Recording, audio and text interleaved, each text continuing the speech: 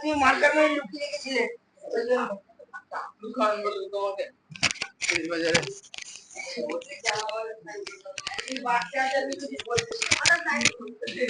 একটা বিষয় মার্কারই নেই এখানে, মার্কারটা নিয়ে আসি।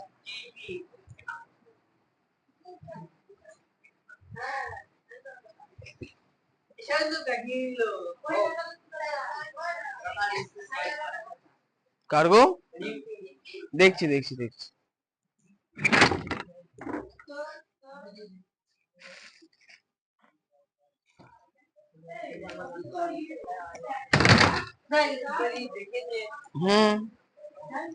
দেখেছো তো,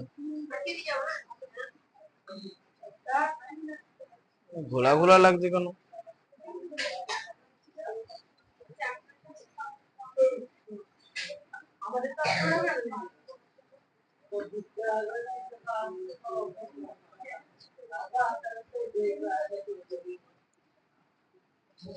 দাও রিম্পি দাও দেখি তো কি করেছো।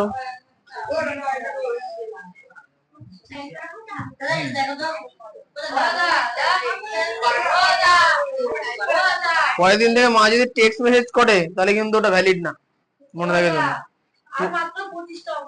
এটা কার কোন দিকে অঙ্ক হয়েছে এটা? বাইরে থেকে ভালো করে প্র্যাকটিস করবো। হ্যাঁ জ্যামিতি তো করবো, তার মানে কি জ্যামিতির যন্ত্রপাতি আবার আনতে হবে। এই সব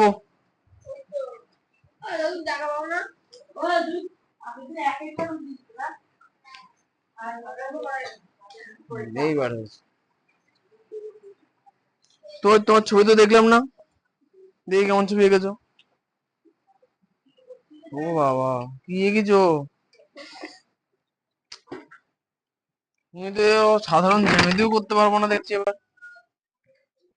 স্কেল কম্পাস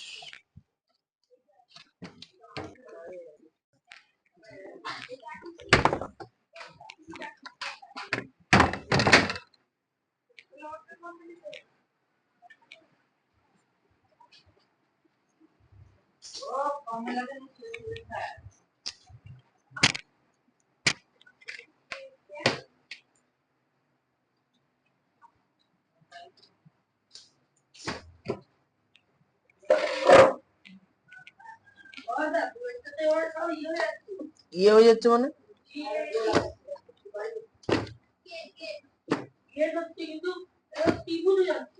বুঝে যাচ্ছে।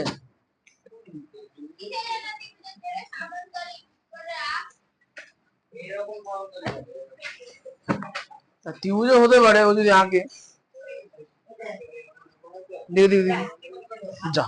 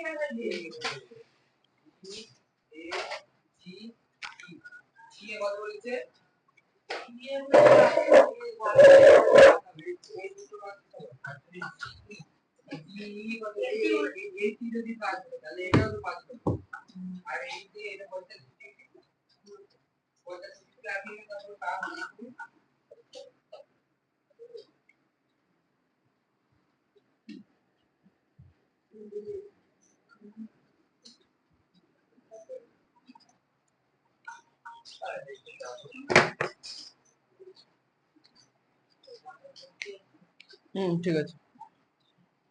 আচ্ছা নিজে করি 21.3 কোনটা করিয়েছিলাম? 11, তাহলে 2 থেকে আজকে হবে। Page number 246। নিজে করি 21.3 এর হচ্ছে 2-এরটা। কোশ্চেনে বলেছে একটি সামান্তরিক জিএটি আঁকি যার সন্নিহিত বাহু দুটি জিএ = 7, এটি = 5। এবং অ্যাঙ্গেল জিএটি ইকুয়াল টু 45°। তাহলে কোশ্চেন হচ্ছে চতুর্ভুজের কর্ণ কি বলে দেওয়া আছে? নেই। কোশ্চেনে বলা আছে কি সন্নিহিত বাহু, তাই না? সুতরাং এক্ষেত্রে ছবিটা সর্বপ্রথম তোমরা রাফে আগে আঁকো। দেখি তো শুভ্র।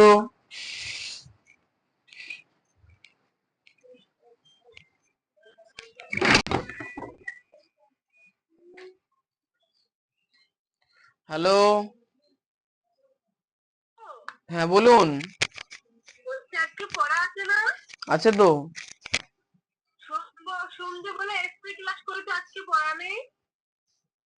আরে পড়া নেই আমি তো বলিনি কিছু। এক্সট্রা ক্লাস তো এক্সট্রা ক্লাসের মতো হয়। আমি তো গ্রুপে লিখে দিই কোন দিন ছুটি থাকবে, কোন দিন পড়া মানে এক্সট্রা ক্লাস হবে। এগুলো তো লেখা থাকে গ্রুপে। গ্রুপে তো কোনো নোটিশ যায়নি তো ওই কারণে। অবশ্যই 6টা থেকে পড়া, 6টা থেকে স্টার্ট হয়েছে। আমি তোকে মেসেজ পাঠিয়ে দিই, খালি তোর সাথে সাথে মেসেজটা ডিলিট করে দিয়েছে। হ্যাঁ, তাহলে কেমন বুঝতে পারছো আমি কেমন যন্ত্রণার মধ্যে আছে আমার ছেলেকে নিয়ে আমি। ও কালকে আমি বলছি আমার একটু ক্লাস ছিল, আজকে পড়াতে দেখে আমি তোকে মেসেজ করেছি যে কালকে পড়াতে সবই বল মেসেজ ডিলিট করে দিচ্ছি। এখন আমি নেট দিয়ে অফ করলাম, দেখছি হ্যাঁ বলছি লিখে হ্যাঁ পড়া মানে এখন পড়তে দিন তো বলছে এখন পড়া শুরু হয়ে গেছে, এখন আমি পড়তে যাবো। বুঝলাম। কেমন ছেলে দেখতে পাচ্ছ আমার? ঠিক আছে, একটু দেখুন বাড়িতে কি করা যায়। আমি হচ্ছে শুরু করে পড়াচ্ছি তো। হ্যাঁ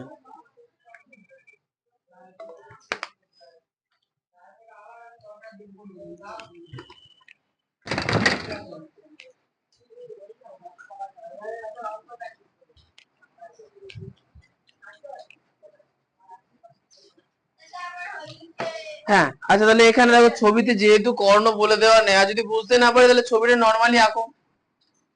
নর্মাল একটা ছবি আঁকো। ছবির নাম, আচ্ছা ছবির অ্যাঙ্গেলটা কি বলেছে? Angle GAT. কোশ্চেনে কি বলেছে? অ্যাঙ্গেল জিএটি বলে 45°। তাহলে প্রশ্ন হচ্ছে যে অ্যাঙ্গেল জিএটি যদি হয় তাহলে এইখানে যে অ্যাঙ্গেলটা হবে সেটা 45° করতে হবে। তাহলে এটা এ, তুমি এখানে জি নাও, এখানে এ, তাহলে এখানে টি, তাহলে এখানে ই হয়ে গেল গেট জিএটি। হয়েছে? এটা দেখো, এটা বলছে যেহেতু সামান্তরিক, এটা সামান্তরিকের ক্ষেত্রে কি হবে? এই দুটো বাহুর দৈর্ঘ্য সমান হবে, সাধারণ ব্যাপার। তাহলে এখন বলছে জি এ 7, এটি 5। তাহলে এটা যদি 7 হয় তাহলে উপরেরটাও 7, এটা 5 হলে এটাও 5। তাহলে এই তো হয়ে গেল সমান্তরিক, তাই না? তাহলে খাতায় আগে 7 সেমি আর 5 সেমি এঁকে নাও, 45° এঁকে নাও।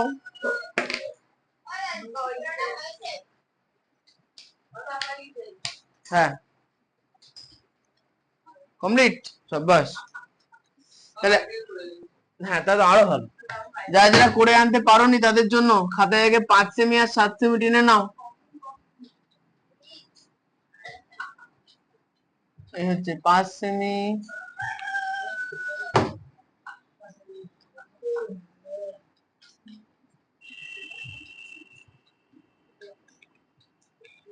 এই হচ্ছে 7 সেমি। তাহলে 5 সেমি আর 7 সেমি টানা হয়ে গেল 45°। আমরা ছবির মধ্যেই আঁকবো। বড় করে দাগ দাও। নিম্বিটা করে আনছো নাকি? করো করো, এইটুকুনি করো, তারপরে বাকিটা করছি আবার। যারা যারা করে আনছো তারা আরেকবার করো, বসলে কোনো লাভ নেই, প্র্যাকটিস করো।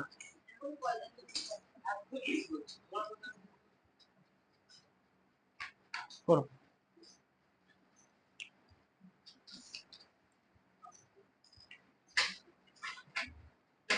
একটু বড় করে হা করো। সেমি না দিলেও চলবে, মানে আমার এখানে চলবে, তুমি দাও। হ্যাঁ লাগবে। ও হা করা, আমি হা করা হয়েছে। হয়ে গেল। আমি কিন্তু বললাম তো, তুমি করো না। এই দেখো, এই হচ্ছে মেয়ের মাথাটা ফাটে। ওই ইট নিয়ে আসো নিচ থেকে, যাও ওখানে করো ছবি। হনুমান একটা বলেছি এক পাতায় দাগ টানবা, এক পাতায় ছবি আঁকবা না, আগে নিচে একটুখানি জায়গা থাকবে ওর মধ্যে দাগ টানবে, পেজ উল্টে উল্টে করবে। ওরকম করে দাগ টানতে হয়।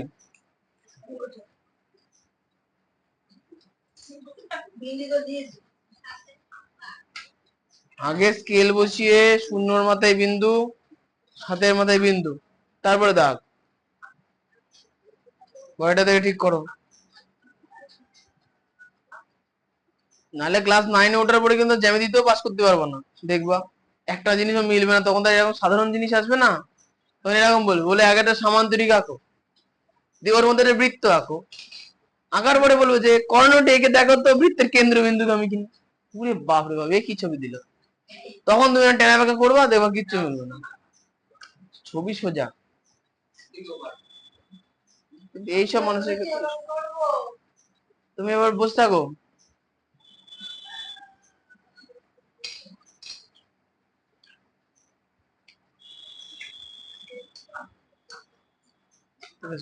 বেশি বাঁকা কে? আজকে নাটক হবে? তাহলে আর যাবো না। ও, বুঝতে পেরেছি। তা আমি কি করবো, খেতে যাবো? কি কথা! ওই দেখো শ্বশুর যায়, তোমার কি নেমন্তন্ন আছে স্কুলে?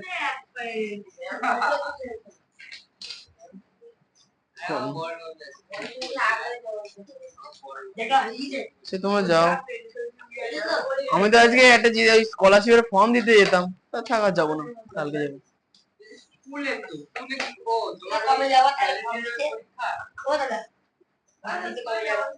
যাবো কোথায়?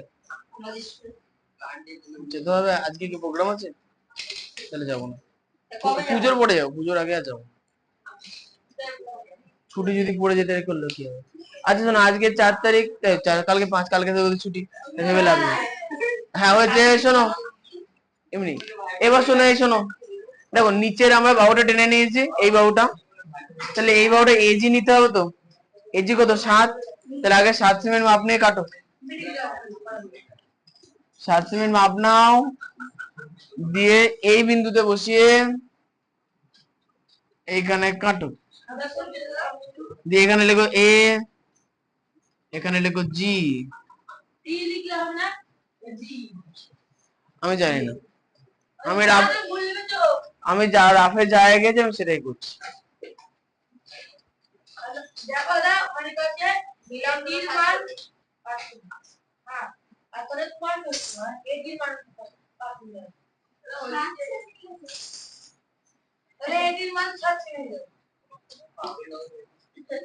জি এ 7, জি এ তো আমি 7ই নিয়েছি, এটি 5, এটি 5ই তো নিয়েছি।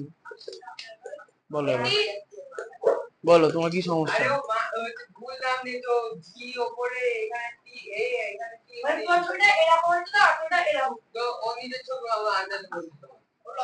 হ্যাঁ, অ্যাঙ্গেল জন্য জিএটি 45 হয়, মনে রেখো, খেয়াল রাখবা। হ্যাঁ, অসুবিধা নেই, হবে, ঠিক আছে, এটা হয়ে গেছে এরকম। এবার শোনো, এবার দেখো, তাহলে এখন এ বিন্দুটা জি বিন্দু, এ বিন্দুতে কি আঁকতে হবে? 45 ডিগ্রি। তাহলে কম্পাসের সাহায্যে 45 ডিগ্রি আঁকার নিয়ম কি? কম্পাসের যে কোনো একটা মাপ নেবো, এ বিন্দুতে বসাবো, হয়েছে এইটুকুনি তো। হ্যাঁ, এ বিন্দুতে বসিয়ে প্রথমে একটা রাউন্ড ঘোরাবো, ঘোরাও ঘোরাও, রাউন্ড ঘোরাও ছোট করে।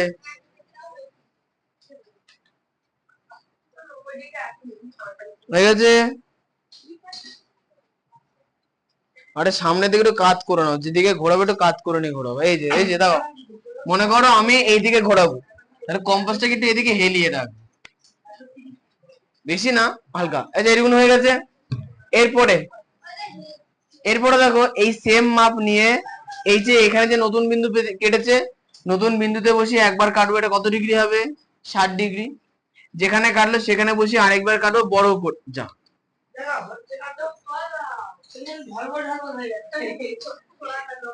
টাইট করো, টাইট করো। আচ্ছা, তাহলে এটা হলো 120 ডিগ্রি। এবার 120 ডিগ্রি যেখানে কাটলো সেখানে বসে এটাকে আরেকবার কাটবো, তাহলে এটা হলো 90 ডিগ্রি।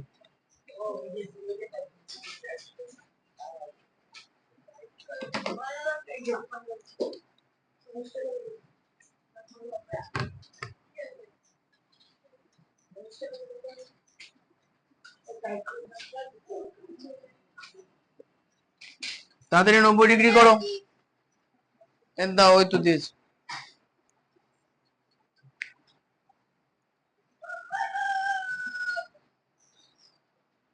না আরে বেশি টাইট করো না, আবার নাড়তে পারবো না, খুব টাইট হয়ে যাবে। খুলে দাও, খুলে দাও, খুলে দেখো একবার। দেখেছো বেশি টাইট করে, বেশি টাইট নাড়াতে পারবো না, খুলে দেখো। ওটা খুলতে ছি ছি ছি।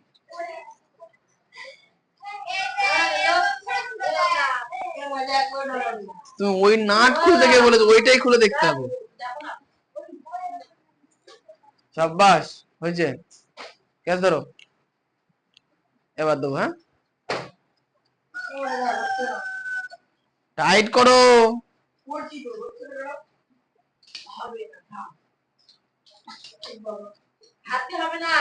না এবার এবার এবার দেখো, এবার ওটা করো। টাইট হয়েছে, তাহলে টাইট করো।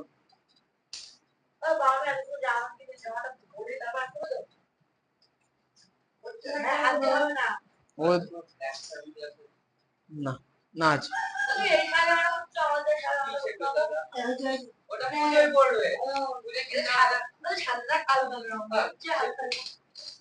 হয়েছে, হয়েছে তো, তো দেখে তো বোঝা যাচ্ছে সামান তৈরি হয়েছে। নতুন করে করো, নিচে করো, নিচে করো। আচ্ছা তাহলে এটা 35, 90 ডিগ্রি হলো। এখন দেখো যে 90 ডিগ্রিতে প্রথম যে রাউন্ডটা কেটেছিলাম, এই রাউন্ডটা আর এইটা, তাহলে এখানে যে দুটো বিন্দু পেয়েছি, এই দুটো বিন্দু মিলিয়ে কত ডিগ্রি হয়েছে? 90 ডিগ্রি হয়েছে। তাহলে এখন কম্পাসের সাহায্যে এই দুটো বিন্দুর মাপ নাও। মাপ নিয়ে নিচের বিন্দু থেকে একবার ফাঁকা জায়গায় কাটো, উপরের বিন্দু থেকে একবার ফাঁকা জায়গায় কাটো। কাটা হয়ে গেলে এ বিন্দুর সঙ্গে এই উপরের বিন্দুটা জুড়ে দাও বড় করে, হ্যাঁ, ছোট করে না।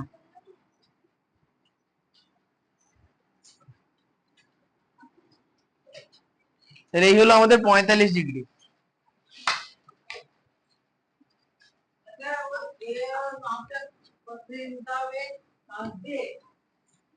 তোমার কত দূর হয়েছে সেটা বলো। খাতা তোলো দেখি।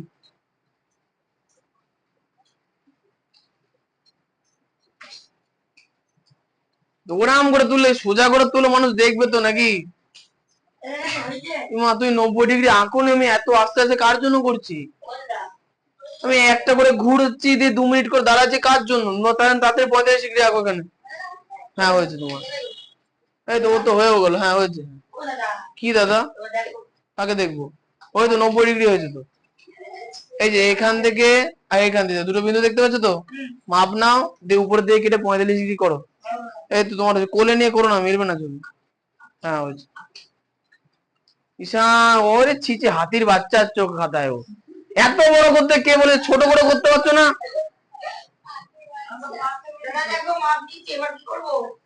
ছোট করে করো, ছোট। তুমি এতদিন জ্যামিতি করে যদি এইটুকুনি 90 ডিগ্রি আঁকতে না পারো, তা তোমাকে আমি কি বলবো বলো? আগের বছর তো আমিই করালাম, দেখেছো। হ্যাঁ, এবার আমি একটা একটা করে রাউন্ড ঘুরিয়ে 2 মিনিট করে দাঁড়াচ্ছি, তাও যদি ও না করে, কাকে করাবো আমি? কি হয়েছে? কিসের?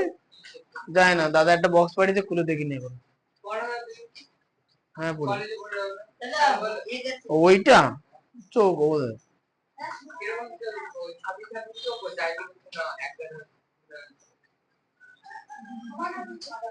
সমাধানটা লিখে বলো।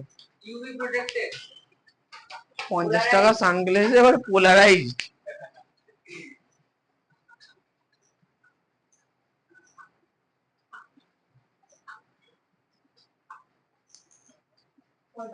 হয়ে গেছে, বাহ। পরে নিজে করো। আচ্ছা এরপরে,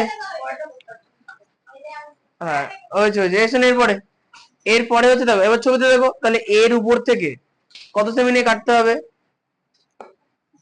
হ্যাঁ, হোক হোক, অসুবিধা নেই। আয়তের ক্ষেত্রে হয়েছে, আয়তের ক্ষেত্রে হয়েছে। এই বলো, কথা বলো না কিন্তু। এ বিন্দু থেকে 45 ডিগ্রিতে কত সেমি নিয়ে কাটতে হবে? দেখো লেখা আছে 5 সেমি। তাহলে 5 সেমি মাপলে উপরে কাটবো। আরেকটা ধরো, আবার দেখো জি থেকে উপরে কত সেমি নিতে হবে বলেছে? 5। তাহলে 5 সেমি নিয়ে এ থেকে উপরে কাটবো, জি থেকে ফাঁকা জায়গায় বড় করে কাটবো। কাটো। ঈশান, যখন যেটা হবে তখন সেটা করবা, আনমনে বসে থাকলে কিন্তু হবে না। এই তুমি করছো তো, কত দূর হয়েছে দেখি একটু। এই তো, হ্যাঁ 5 সেমি মাপ নাও, যে এ বিন্দু থেকে এদিকে কাটো এবং জি বিন্দু থেকে ফাঁকা জায়গায় বড় করে কাটো।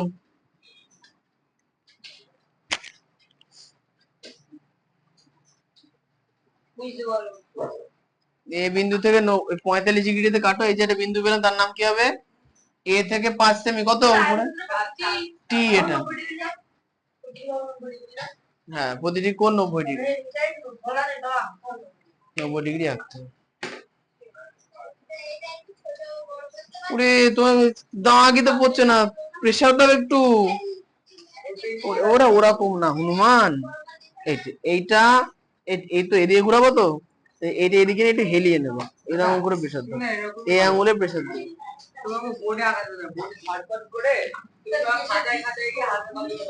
খাতায় খাতায় না মাথায় মাথায় রেখে দেবো। আচ্ছা দেখো এখানে দেখো, তাহলে এ থেকে উপরে 45 ডিগ্রি যেটা টানলাম সেটা কি হবে? টি বিন্দু ছবিতে আঁকা আছে টি।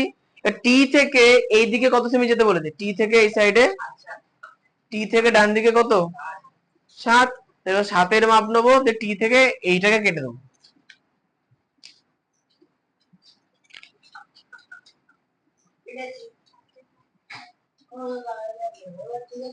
হ্যাঁ এবার ঠিক আছে, টিতে বসাও, দিয়ে এদিকে কাটো। জিতে কাটবা কেন? এই যে জি থেকে আগে যেটা কেটেছিলে ফাঁকা ফাঁকা, ওইখানে কাটো। অর্পণের হয়েছে? সাবাস। এত দূরে বসেছো, আজকে অবশ্য জনগণ আসেনি।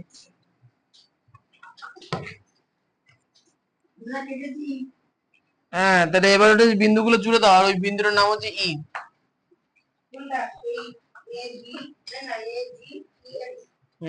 তাহলে এটা হচ্ছে 7 সেমি,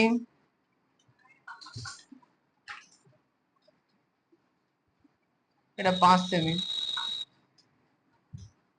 এটা আবার 7 সেমি, এটা 5 সেমি। এরপরে সমাধান লিখে নিতে হবে।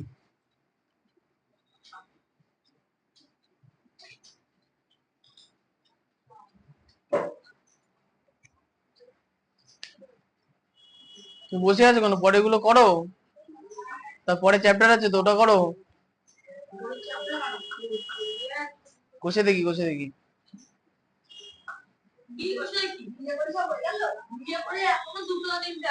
ও তাহলে নিজে করে আছে তো, করো। তাহলে বসে থাকো।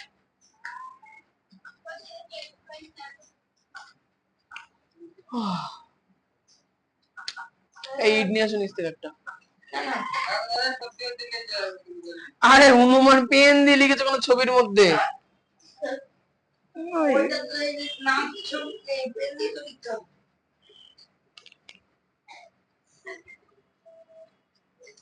পেন্সিল দিয়ে লিখতে হয়, আর কত শিখাবো। কই গো, কোথায়? ওই জন্য তো ভুল হয়েছে।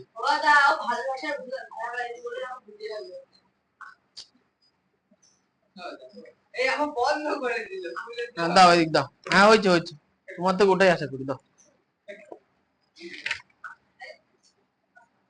এটা কার হয়নি তো, উপরে দুটো দাগ কেন? হবে না তো, ওই জন্য রিফ্লেকশন বাইরে করে আনছে এটা।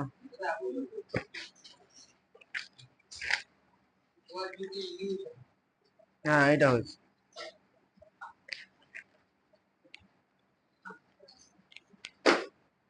শেষ হয়েছে না? তুমি তো পরেরটাও করে ফেলেছো। তাহলে ঈশানের কি এটা হয়েছে? তোর দেখি, খাওয়া তোর দেখি। এত বড় করে হ্যাঁ বলে, ওটা কি হয়েছে?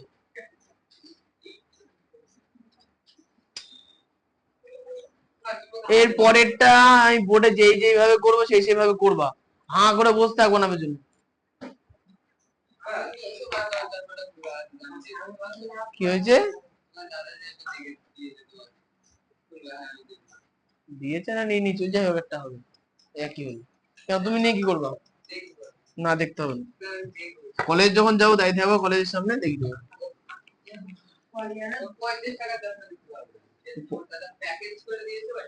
ওটা তো আমি প্যাকেট করে ব্যাগে ঢুকিয়ে রেখেছি, তো বার করবো না। কি করবো নিয়ে? হ্যাঁ ওটা তো পোলারাইজই আছে, কালো কালারের।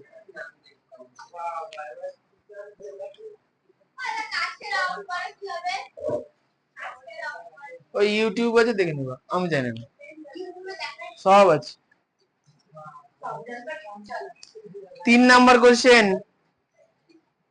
লেখা আছে, আমি একটি আয়তাকার ক্ষেত্র RICH আঁকি।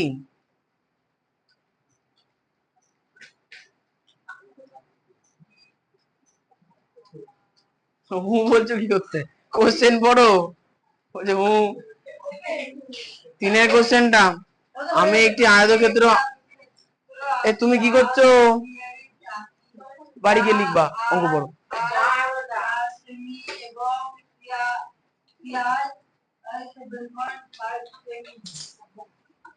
ওই তো ওইটুকুনি, আর কিছু না। তাহলে আয়তক্ষেত্র আঁকতে বলেছে, তাহলে ভাবার কোনো দরকার নেই, তাহলে আয়তক্ষেত্রের মধ্যেই হয় এরকম। আয়তক্ষেত্রের নাম কি দিয়েছে? RICH, RICH হয়ে গেল। আচ্ছা, এবার হচ্ছে যে RI মানে কত বলেছে? 4।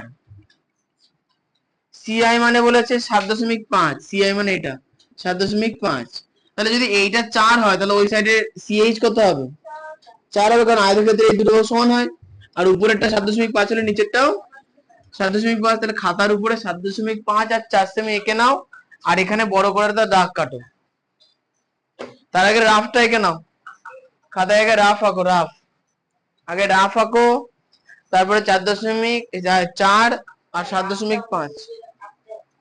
রাফ যদি না এঁকে ছবি বুঝতে পারো তো লাগবো, আমি বুঝতে পারি না বলে আমি রাফ আঁকি, তোমরা যদি বুঝতে পারো তো লাগবে না। তুমি অত দেখো না, তোমরা না বেশি মাথা খাটাও, কম মাথা খাটাবো। ছবি আঁকবাই পেন্সিল দিয়ে, ছবি মানে পেন্সিল ধরে নাও, পেন্সিল দিয়ে আঁকলে কোনো ভুল নেই, পেন দিয়ে আঁকতে কিছু তো নেই, পেন দিয়ে আঁকলে ভুল হয়, পেন্সিল দিয়ে আঁকলে তো ভুল নেই, তো ভাবার কি আছে, যে কোনো ছবি পেন্সিল দিয়ে আঁকবা। কিসের নাম গো? ওগুলো ছবির অংশ।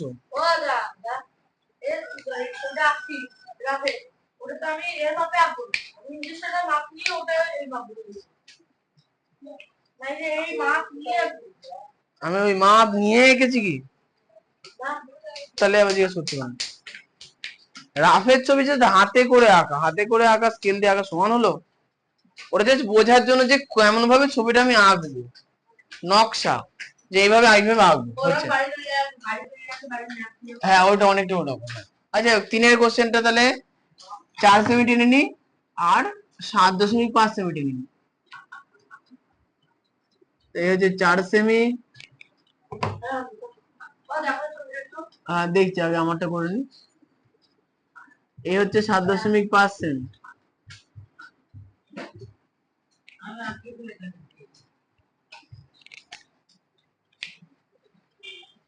এই তো হয়েছে তো, দিয়ে দাও তবে। আচ্ছা শোনো, হয়ে গেল এটুকুনি, কিষানের হয়েছে, ওটা ওটা হয়েছে, রাফের ছবি হয়েছে।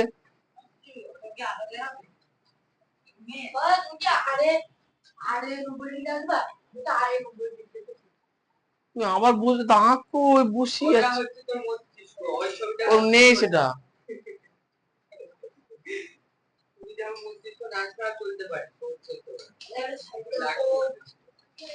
বলছি ওটা আঁকতে হবে, এত কুড়ে হলে হয় নাকি? মারছো না?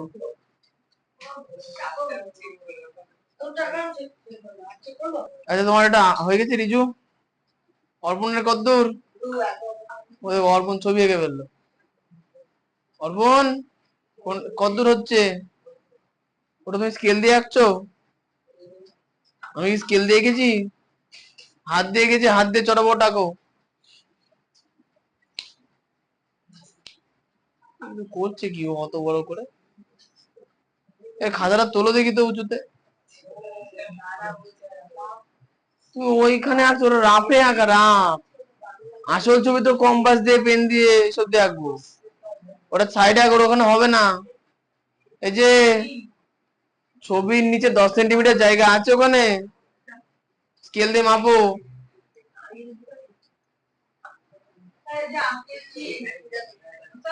হ্যাঁ, খুব ভালো হয়েছে।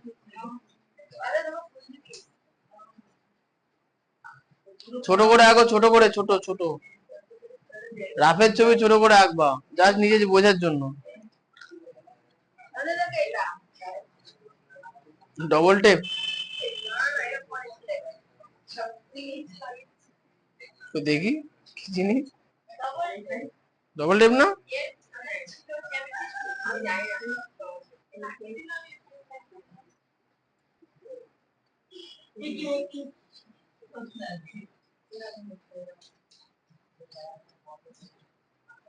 হয়েছে। আচ্ছা, এবার হচ্ছে নিচে বড় করে দাগ টানো।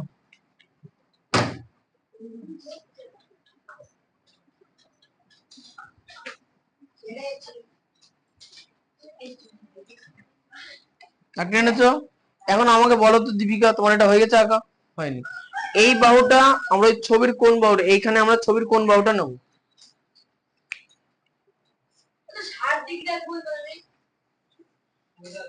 60 ডিগ্রি হচ্ছে ওই তো ফার্স্ট রাউন্ডটা দেওয়ার পরে একবার কাটলে ওটাই 60 ডিগ্রি। বলো তো কি বললো? ওসব বাদ দাও, ও কি বললো আমি তো শুনতে পাইনি তোমার জন্য। হ্যাঁ, আর বলো। জোরে বললে মানুষ শুনতে পাই। আড়াই, এই বাহুটা আড়াই হবে। এই বাহুটা দাঁড়িয়েছে, আড়িয়েছে। হ্যাঁ, যেটা শুয়ে আছে ওটা শুয়ে আছে, তাহলে আড়িয়েছে হবে। তাহলে সবার প্রথমে কি করবো? তাহলে এখানে প্রথমত আর লিখে নেবো, তাই তো? কি গো, আয়তক্ষেত্র হয়নি? তুমি এটা কোন ছবি দেখাচ্ছ? তিনেরটা তো আয়তক্ষেত্র আঁকতে বলেছে, আয়তক্ষেত্র ওরকম না। এই যে তাড়াতাড়ি দাগ কেটে শুরু করো, পরে পেজে নাই, নিচে নিচে নিচে করো, ওই পেজে নিচে করো। হ্যাঁ,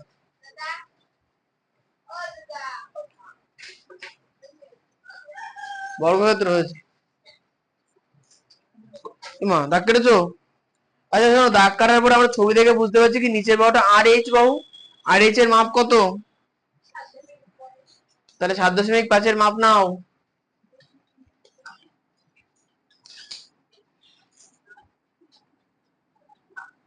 মাপ নিয়ে আর বিন্দুতে বসাও, দিয়ে এইদিকে কাটো। এখানে কি লিখবো? এইচ।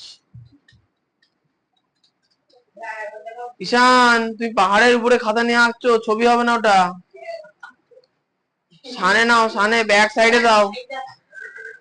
ওরে বাপরে, সব নড়িয়ে দিল গো। কিছু বলবা? হ্যাঁ করো দেখি।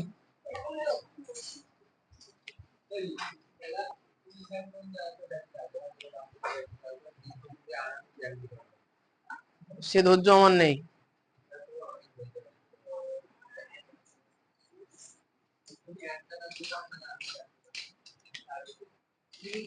একটা না? আচ্ছা, আড়াই চাকা হয়ে গেছে। এবার বলো তো, এই ভালো করে রাফের ছবি দেখে বলো এখন আমরা কি করবো? এদের ওই তো বলেছে, বলো কি করবো? মাপ নেবো, দিয়ে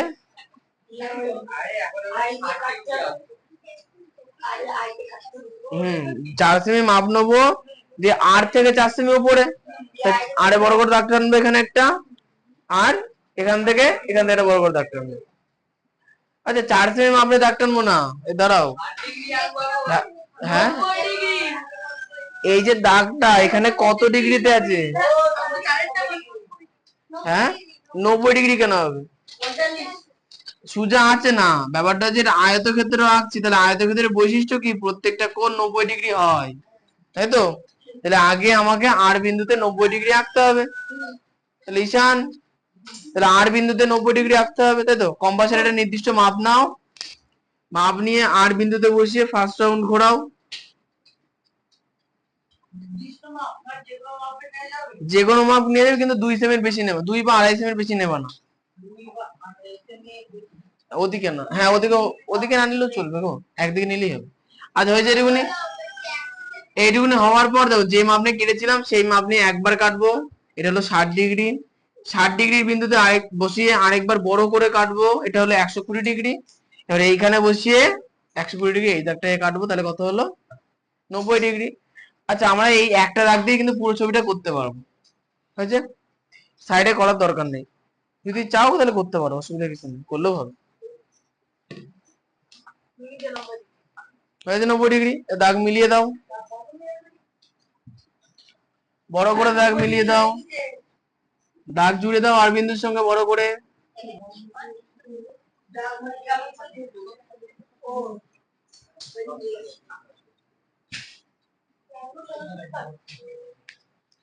হ্যাঁ হয়েছে। ঈশানের কত দেখি, অপরাধ হয়েছে।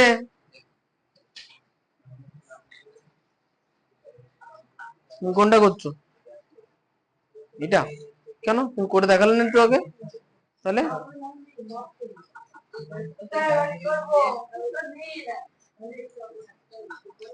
বিশ্বজিতের হয়েছে এত দূর? হ্যাঁ এই তো সুন্দর হয়েছে। এবার দেখো, এবার খুব সহজ। এবার দেখো, তাহলে আর থেকে সোজা বাহু 90 ডিগ্রি পেয়ে গেছি। এবার আর এর উপরে বিন্দু কে আছে? বিন্দুর নাম কি? আই। 4 সেমি, তাহলে 4 সেমি মাপ নাও, 4 সেন্টিমিটারের মাপ নাও। মাপ নিয়ে আর বিন্দু থেকে উপরে কাটো।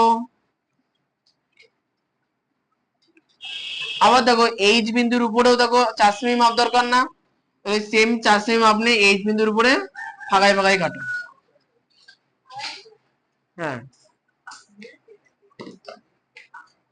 তাহলে এখানে যে বিন্দুতে কাটলাম 4 সেমি নিয়ে, সেটার নাম হলো আই এইচ।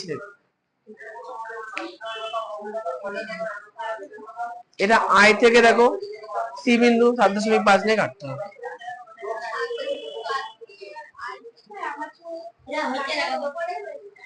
হতেই পারে, কোনো সমস্যা নেই। এই ঈশানের কদ্দূর?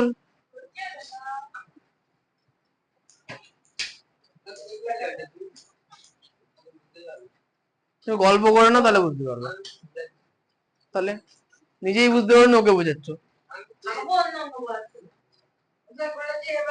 হ্যাঁ ঈশান, তোমার বলো সমস্যা। এই দাগটা যা ঝামেলা।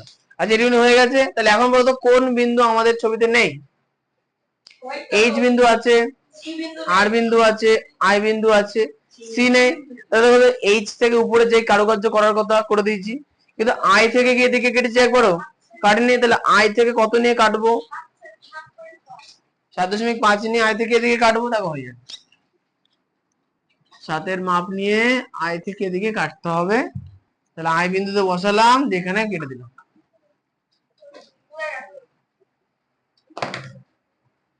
বুঝছে? এই বিন্দুটার নাম কি হবে? সি। সরিষ্ণুরে পড়েছো? ওই তো, ভালো হয়েছে। আই বিন্দুতে বসিয়ে এদিকে কাটো।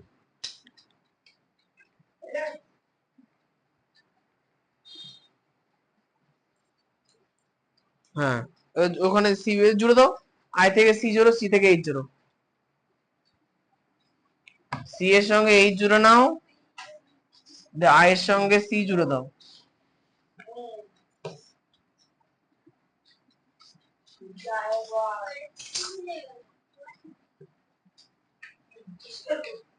তাহলে ঈশানের হয়েছে আয়তক্ষেত্র। বিশ্বজিৎ, উপরের ছবিটা কেটে দাও। আচ্ছা, এবার নামগুলো লিখে নাও, 7 মানগুলো লিখে নাও।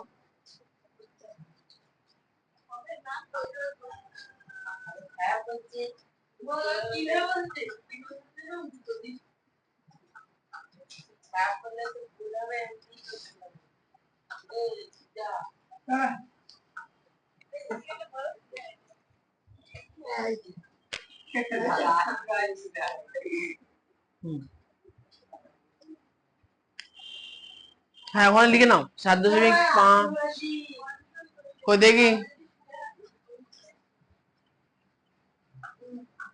হ্যাঁ হয়েছে তোমারটা।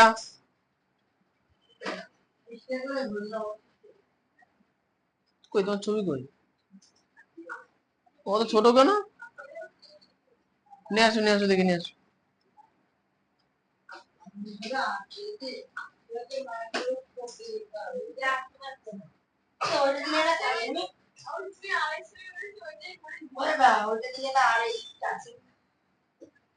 দিতে হবে। সাব্বাস স্কেল দাও তো।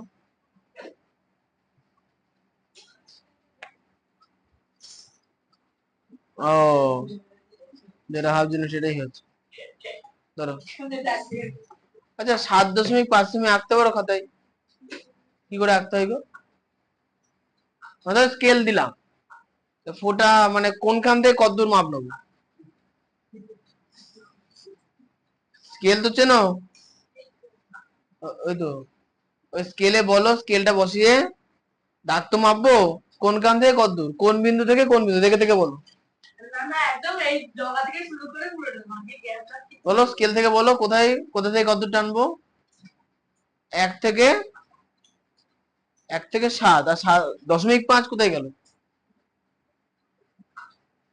আর 1 থেকে কেন 1 হলো কি করে?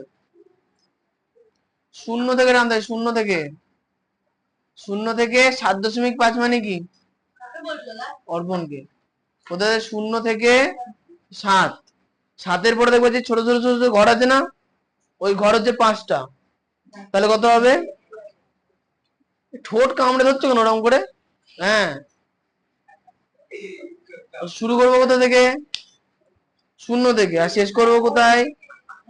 7.5 বলেছে, তাহলে 7 ঘর, মানে 7 সেমি লেখা থাকবে, তারপরে ছোট ছোট 5 ঘর। ঠিক আছে, এখানে মাপগুলো ঠিক করে নিয়ে করবো তাহলেই হবে। তোমার এখানে তুমি 1 থেকে নিয়ে করেছো 4 সেমি জায়গায় 3 সেমি হয়েছে, এই দাও। এটা হয়েছে তো কাজ ছবি? রম্বস যখন আঁকা যাবে তো, কেন সমস্যা কোথায়? হয়েছে তো। এটা অরিজিতের মনে হচ্ছে। পেন দিয়ে করেছো কেন এগুলো ফোটাগুলো?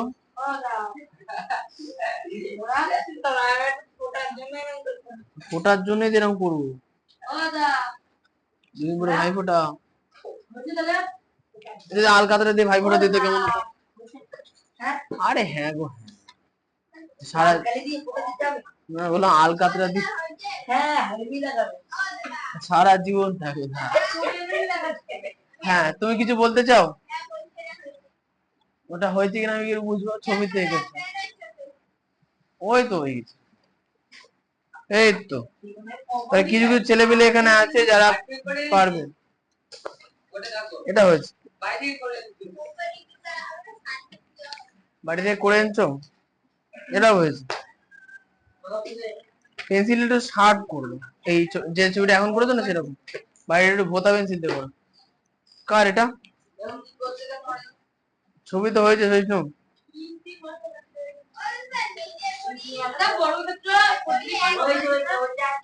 তুমি পড়ে আছো কেন? হ্যাঁ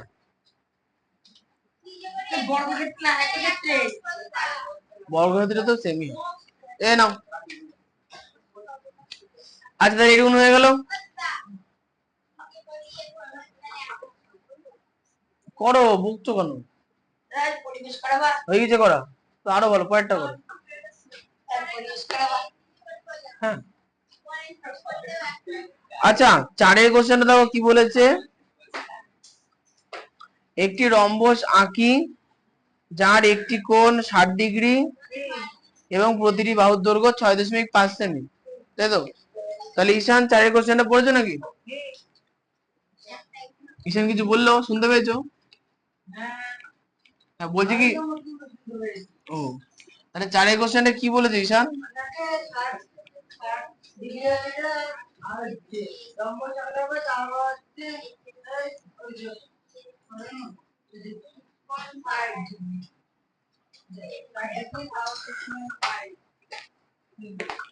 হ্যাঁ ঠিক।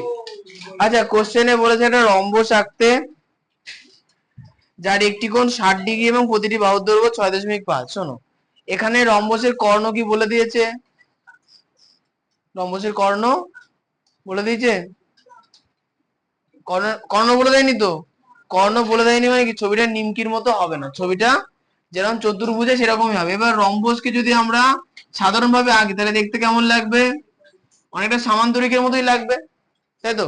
কিন্তু যদি কোশ্চেনে কর্ণ বলতো তাহলে ছবিটা আমরা এরকম ভাবে আঁকতাম, তাই তো। তাহলে কর্ণ আমাদের বলেনি, তাহলে ছবিটা আমাদের এইরকম হবে। 1 নাম্বার পয়েন্ট। 2 নাম্বার, হ্যাঁ এখানে কোশ্চেনে অ্যাঙ্গেল বলে দিয়েছে না, একটা অ্যাঙ্গেল, অ্যাঙ্গেলের নাম কি বলেছে, অ্যাঙ্গেলের নাম 60 ডিগ্রি মান 60 ডিগ্রি না, নাম কি, নাম অ্যাঙ্গেলের নাম কি, তা যার একটি কোণ 60 ডিগ্রি তাহলে কোনো ঝামেলাই নেই, তাহলে এখানে 60 ডিগ্রি করতে হবে আর প্রত্যেকটা বাহুর মাপ 6.5,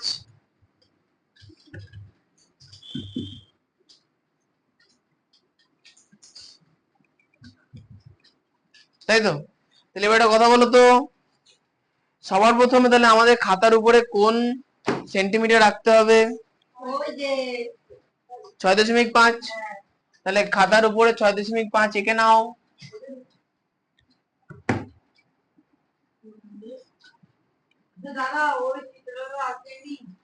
হ্যাঁ আঁকো না আঁকো। এটুকুন হয়ে যাওয়ার পর খাতার 10 সেন্টিমিটার নিচে, উপর থেকে অন্তত 10 সেমি নিচে একটা বড় করে দাগ দেবা। কি একটা হলো মানে, আসলে কি বলতো রম্বসের ওই নোটটা তো পড়োনি, ওইখানে হচ্ছে সমস্যা, বুঝলে তো, এইখানেই হচ্ছে প্রবলেম। পড়বা না ভালো করে, ইনফরমেশন সবই আছে কিন্তু পড়বো না। তা আঁকো, কোথায় আঁকতে হবে,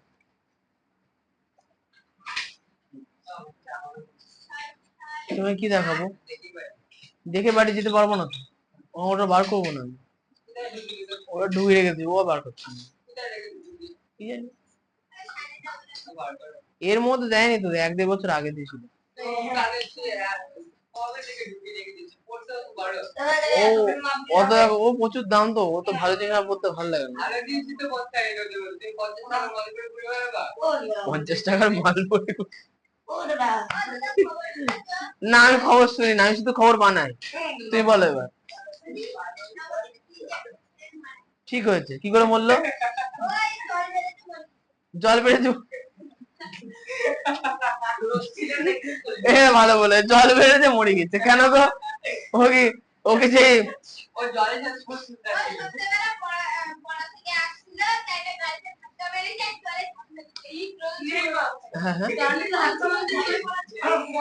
এই না না, নবদ্বীপ ব্রিজের কথা আমি বলি, আমরা সাইকেল নিয়ে নবদ্বীপ ব্রিজে ঘুরতে যেতাম, নবদ্বীপ গৌরাঙ্গ সেতু, আমি আর ও দাদা যেতাম, আরো অনেক যেতাম। হতো কি একদিন গেছিলাম ও দাদার সঙ্গে, আমরা ব্রিজের নিচে জলে হাত পা ধুচ্ছি, গিয়ে অনেক দূর সাইকেল নিয়ে গেছে অনেক দূর, দিয়ে দেখো সেই সাইড দিয়ে ব্যারিকেড থাকে না সিমেন্টের, দেখে ধপাস করে খুলে পড়ে গেল একটা চাঙড়, বুঝতে পেরেছো, মানে আমরা এখানে আছি মনে করো, ওই যে ইশারের থেকে একটু দূরে গিয়ে পড়লো, এই হচ্ছে পরিস্থিতি।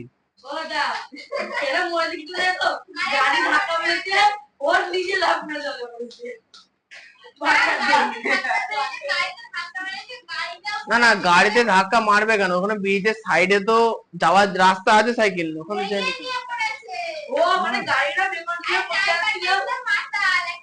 না না গাড়ি, আচ্ছা গাড়ি কি পড়ে গেছে, এবার গাড়ির খবরটা নেই,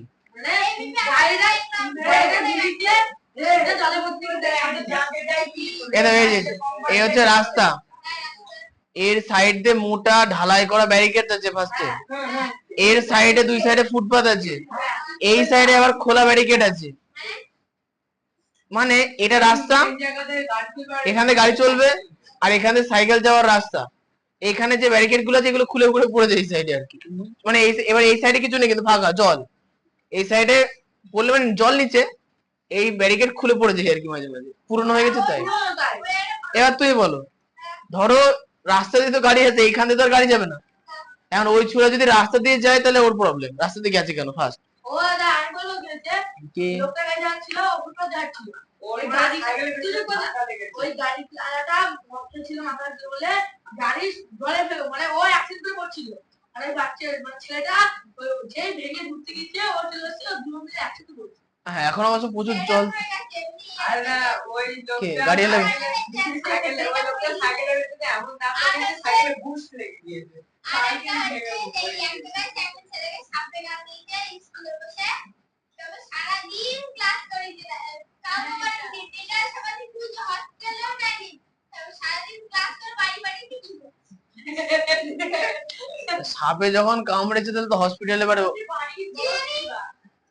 বলে বাড়ি গিয়ে পড়তে, বাড়ি গিয়ে পড়তে, বাড়ি গিয়ে পড়তে, বাড়ি গিয়ে পানি পড়তে, বলে বাড়ি গিয়ে পড়তে কেন পাই লেগেছে, কিন্তু ওরা সবাই থেকে যে সাপে কামড়েছে। বাড়ি গিয়ে উঠে গেছে। বাড়ি গিয়ে পড়ি। ও বাড়ি গিয়ে পুরোই ঠান্ডা হয়ে গেছে। হয়েছে মহারাজ। ও বাড়ি গিয়ে পুরোই ঠান্ডা হয়ে গেছে দাদা।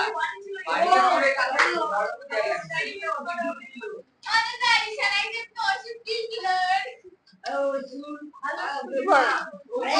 ঠিকই আছে নাও। না না ঠিকই আছে, কোনো ভুল নেই। এই তোমার ছবি 90 ডিগ্রিটা চালাতে ভেবে দেখো তো হয়েছে কিনা। যাই হোক, শুনে নিলাম তোমার গল্প বেশ 5 মিনিট। হ্যাঁ শুনিস হয়েছে।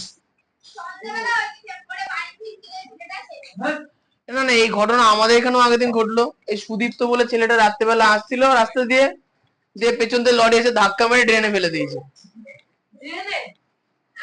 ও তো বেঁচে গেছে, ড্রেনের আলছে যে আমাদের এখানে যে ড্রেন তৈরি হয়েছে না এই কংক্রিটের।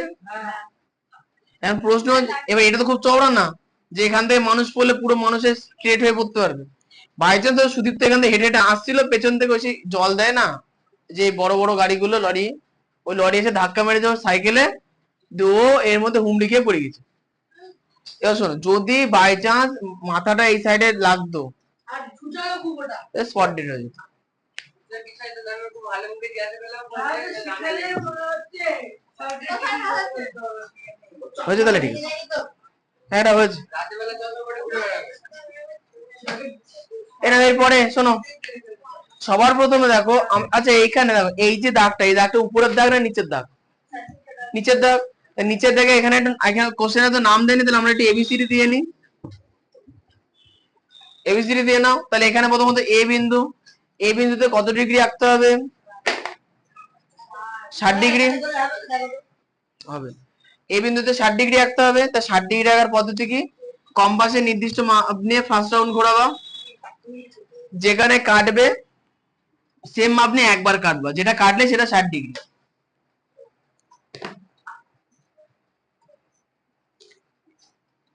এবার এটাকে বড় করে জুড়ে দাও।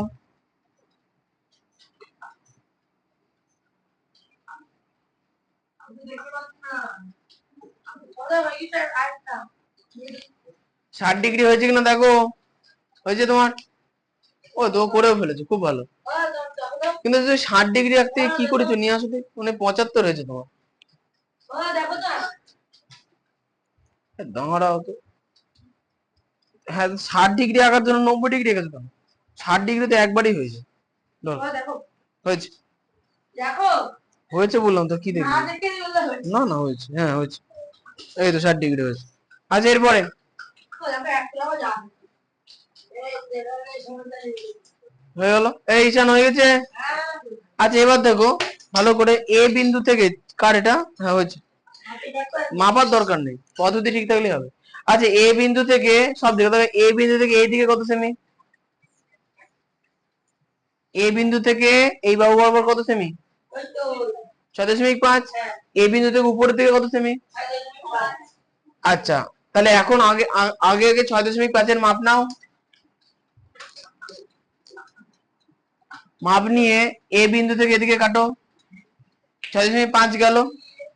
এ বিন্দু থেকে উপরের দিকে কাটো, 6.5 গেল। আচ্ছা এবার দেখো তো, এই যে বিন্দুটা এর নাম কি হবে? ডি বিন্দু। তাহলে ডি থেকে উপরে কত সেমি? ডি থেকে উপরে 6.5, তাহলে 6.5 তো আমার কম্পাসে আছে, তাহলে এই বিন্দু থেকে উপরের দিকে বড় করে দাগ কাটবো 6.5 আবার তো এই বিন্দু থেকে এদিকে কত সেমি, তাহলে এই বিন্দু থেকে আবার 6.5,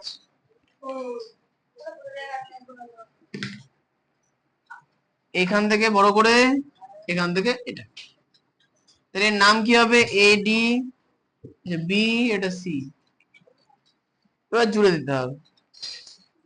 তাহলে ইশানাটি কি হচ্ছে না, হচ্ছে না? রম্বস আঁকতে গিয়ে কি এঁকে ফেলবে।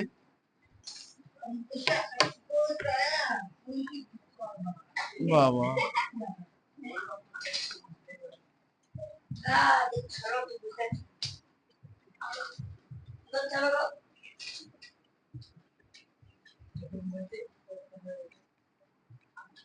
কি করতে হবে আমি ওটাই ভাবছি।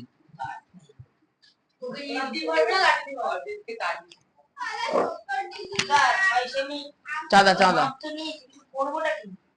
কাটো, ওই সাইডে বড় করে কাটো, সি বিন্দুর ওখানে, ওখান থেকে ওইদিকে কাটো, ফাঁকা জায়গা ওই দেখো সি বিন্দু কেটেছি তো আমি। হ্যাঁ হয়েছে। আর এদিকে এ থেকে উপরে কাটুনি, কাটো, ওই তো যেখানে পেলে সেখান থেকে ওদিকে কাটো। অর্পণের হয়েছে এটা, এগুলো এগুলো এসব জুড়ে দাও। হ্যাঁ ঈশান হয়েছে।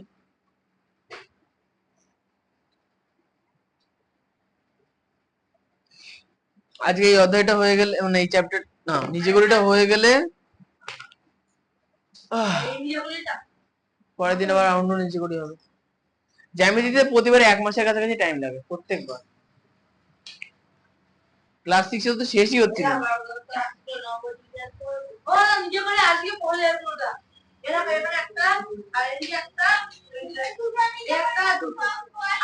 আজকে আর পড়াবো না। আজকে কি বার গো? শুক্রবার। হ্যাঁ ওই 8:15 দিকে তোমাদের ছুটি না দিলে না পরের বার শুরু করতে তো 9টা বেজে। ওই এখন বিজ্ঞান পড়াবো 8:10 হয়ে যাবে, ওদের 8:30 শুরু করতে হবে। 70 ডিগ্রি চাঁদা দেখো, চাঁদা এই ছবিতে নেই, এই ছবিতে আগে সমাধান লেখো। এটা সমাধান লেখো, 60 ডিগ্রি এখানে লিখে নাও, সমাধান লেখো। তুমি রম্বস আঁকতে পারবা না, এই আগে পরের ছবিটা করতে পারবা না? আগে রাফে আঁকো বর্গক্ষেত্র, পেটের অঙ্ক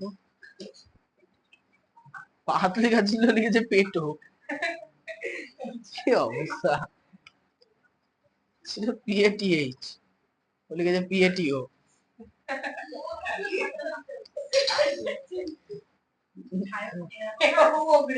হ্যাঁ ও তো পেন্সিল দিয়ে করেছিল, তুমি তো পেন দিয়ে করেছো। হাতে পেটাই করো, অসুবিধা নেই।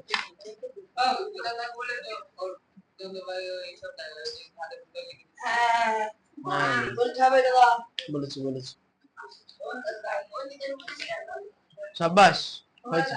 আমরা ওই কি বলেছি যে তোমরা বাইরে ফোন করবে, ও ঘেন্নে টেস্টি ও নিকের মুখে শিকার করতে ঘেনে তোলাই ঘেনে পুরো তাহলে ভিডিও ভিডিও দাইছে ও নিকের মুখে শেয়ার করলে আমি হয়েছি। এত কমাতে তো আমাকে কিছু বলেনি এখনো, তো সবাই তো দুজনেই এখন তককে তককে আছি, পরের বার যেই করবে তখন ধরা হবে। যা এটা বর্গক্ষেত্র হয়েছে। এটা কার গো? তুমি শানের বাড়িতে চলে যাবে না সময় মতো, গিয়ে একটু বলে আসবে। সায়না ওর চোখের মধ্যে খুঁড়ি দিচ্ছিল, তারপরে তুমি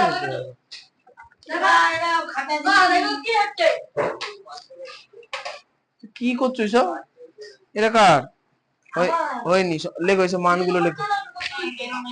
এটা হয়েছে, এটা আবার পাঠালো কেন? এখন তো দেখে দিলাম, সেটা বলো।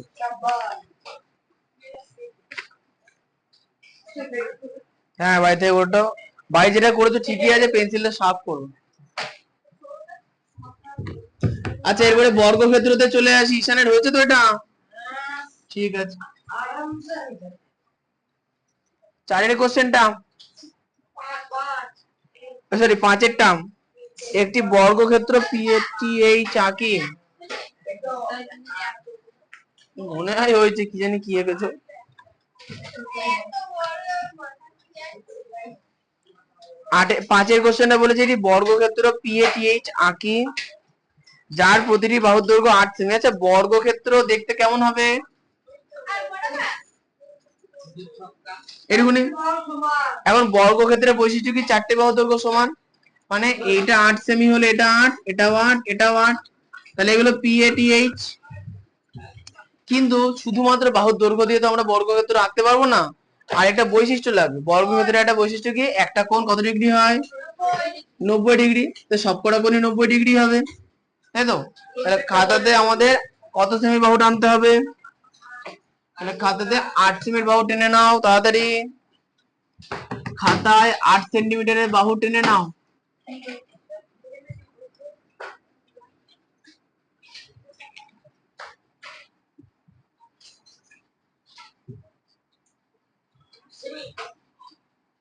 হুম, 8 সেমি।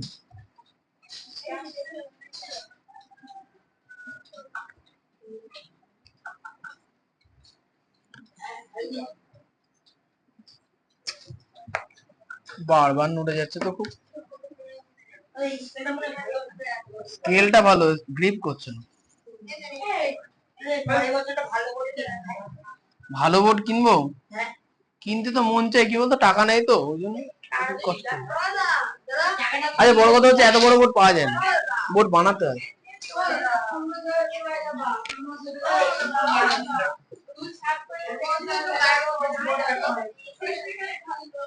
আমি এখান থেকে সরিয়ে দিচ্ছি আর ফুল দিয়ে আমার গায়ে তো ওদিকে তুমি ও ফুদিলে তো এদিকে আসবে, ওদিকে গেল কি?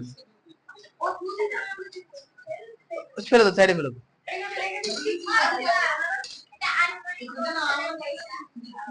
আমি কি করে বলবো? আমি কি সেই 1937 সালের মানুষ, 1990?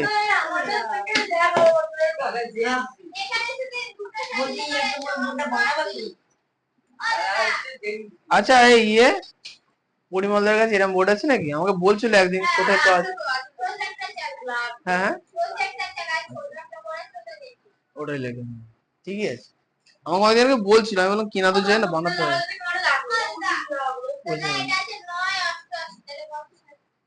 1988, ওকে 1988 লেখা আছে। আচ্ছা এদিকে চলে আসো। তাহলে এখন এইখানে ওই যে ওখানে যে পিএইচ বাহু লেখা আছে না, তাহলে পিএইচ বাহুটা কি এই বাহুটা, নাকি এটি বাহুটা এই বাহুটা, কোনটা? পিএইচ বাহুটা, তার মানে এখানে পি লিখতে হবে।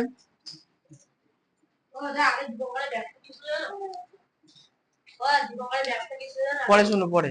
আচ্ছা তাহলে এখন পি বিন্দুতে কত ডিগ্রি কোণ দরকার আমাদের? ওই যে ব্যস্ত মানুষগুলো, পি বিন্দুতে কত ডিগ্রি দরকার? 90। তাহলে পি তে আগে 90 ডিগ্রি আঁকবো, কম্পাসের সাহায্যে 90 আঁকো। ফার্স্ট রাউন্ড একই মাপ নিয়ে 60 ডিগ্রি, একই মাপ নিয়ে 120 ডিগ্রি, একই মাপ নিয়ে 90 ডিগ্রি করেছো। তা 90 ডিগ্রি বড় করে জুড়ে দাও।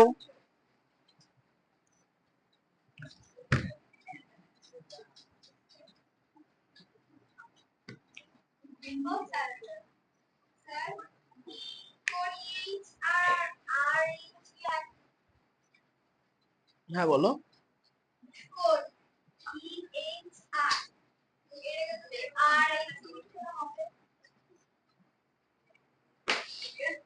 মাঝখানে এইচ থাকা নেই কথা। আচ্ছা এরকম হয়েছে রিম্পি তোমার? নিশ্চিত তো হয়ে গেছে মনে হয়। এই তোমার কত দূর? কিষান হয়ে গেছে? আচ্ছা ঠিক আছে। আচ্ছা এই দাগটা কিন্তু বড় করে নিয়েছো তো? এই দাগটা বড় নিয়েছো তো, না কিন্তু পরে ঠাই পাবে না আবার।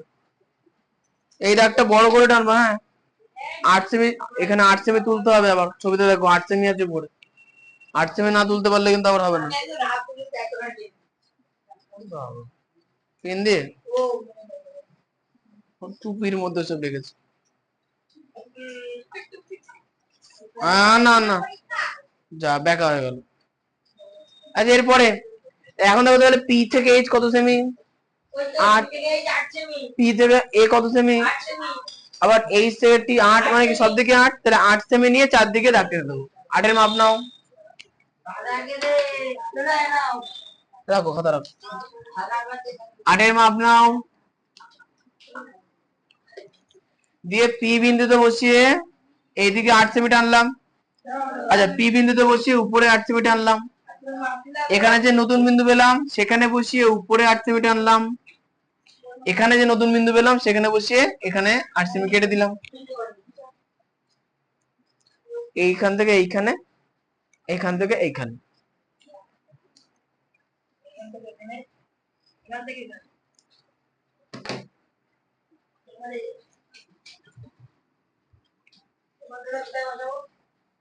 এই দেখা, এদিকে পি থেকে এখানে তোলো, এখান থেকেও দিই।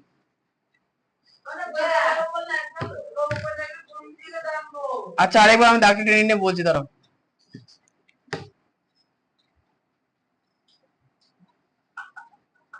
হ্যাঁ বলো, কি হয়েছে? দেখো, পি থেকে 8 সেমি মাপ নিয়েছো তো কম্পাসে, তাহলে পি থেকে এইচ টেনেছো, এইচ থেকে উপরে বড় করে দাগ কেটেছো, কাটো।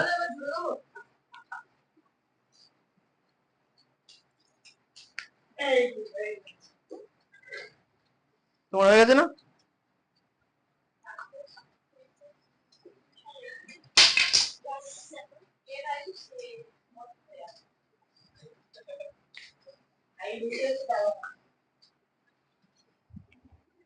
এতবার পড়লে হয় না, এখানে একটা পকেট বানাতে হবে।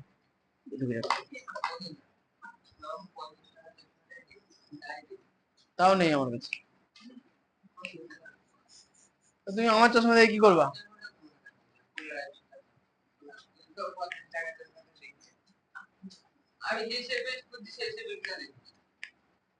ও আচ্ছা,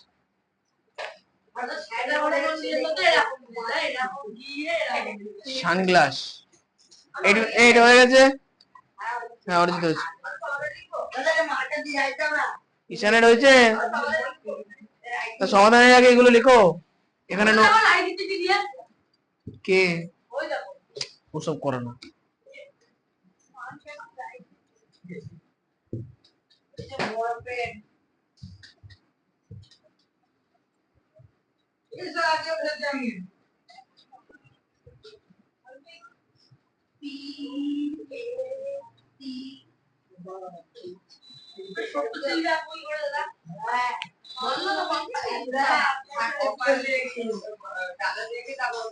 আচ্ছা, এইটা হয়ে গেলে সমাধান। এই তোমার কত রয়েছে? এ বাবা,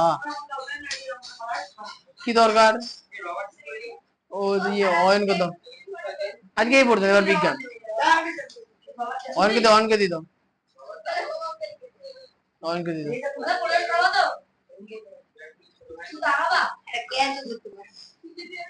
সমাধান লিখে নিচ্ছ? তারপরে সমাধান লিখে বাড়ি কাজ লেখো।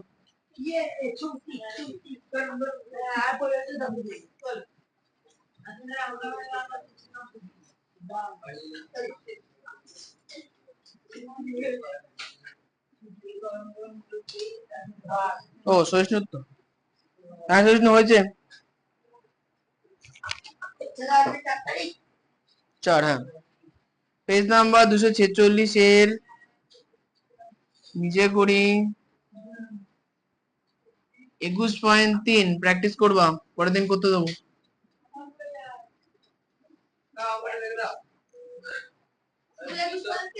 দাও তো অরিজিৎ খাতাটা।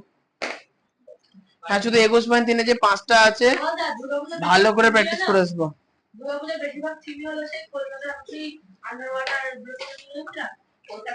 কলকাতায় আন্ডার ওয়াটার হয়নি, ওটা হচ্ছে ইয়েতে হচ্ছে।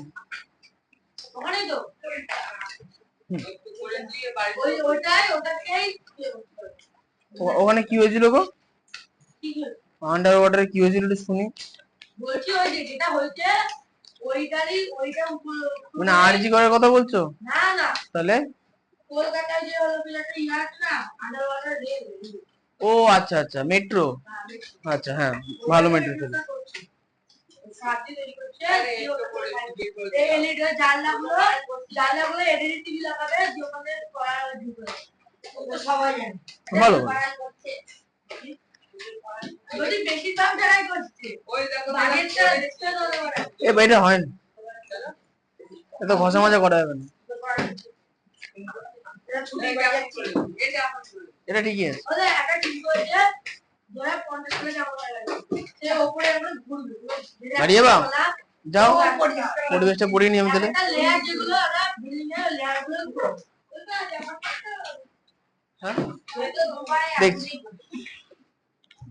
আজকে আমার বলটা বুঝলে এর আছে বিল্ডিং এর একটা লেয়ার আছে একটা লেয়ার এটা ব্লকের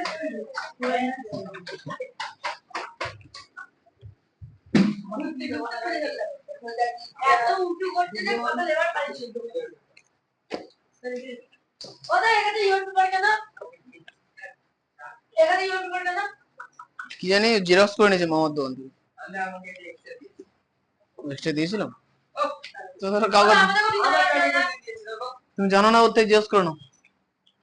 আচ্ছা, তোমার যে ওই যে ইতিহাসের নোট নিয়ে চিল্লাচ্ছিলে, ওটা ওকে দিয়ে দাও। কি জিনিসটা ইয়োর বাবু তুমি লেখোনি?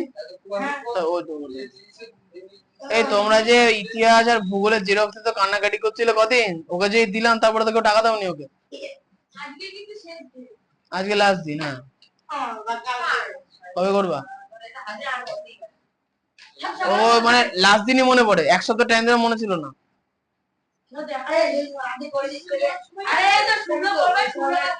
না না, ওইসব, হ্যাঁ ওইসব বাকি মাগের মধ্যে যাবাই না, একদমই না।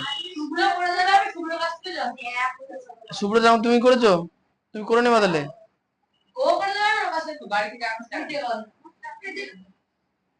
হ্যাঁ, আগে এগুলো এই টাকা পয়সার বিষয় না, আগে মিটিয়ে দেবা, রাখবা না।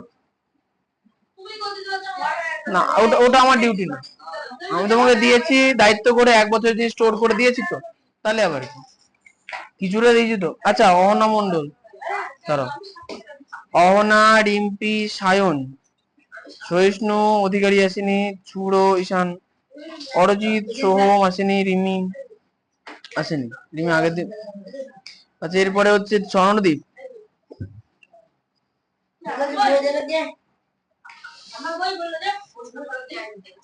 না না, তোমার বই না।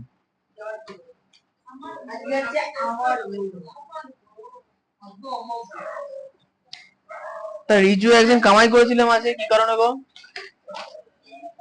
ও দেরি হয়ে গেছিল।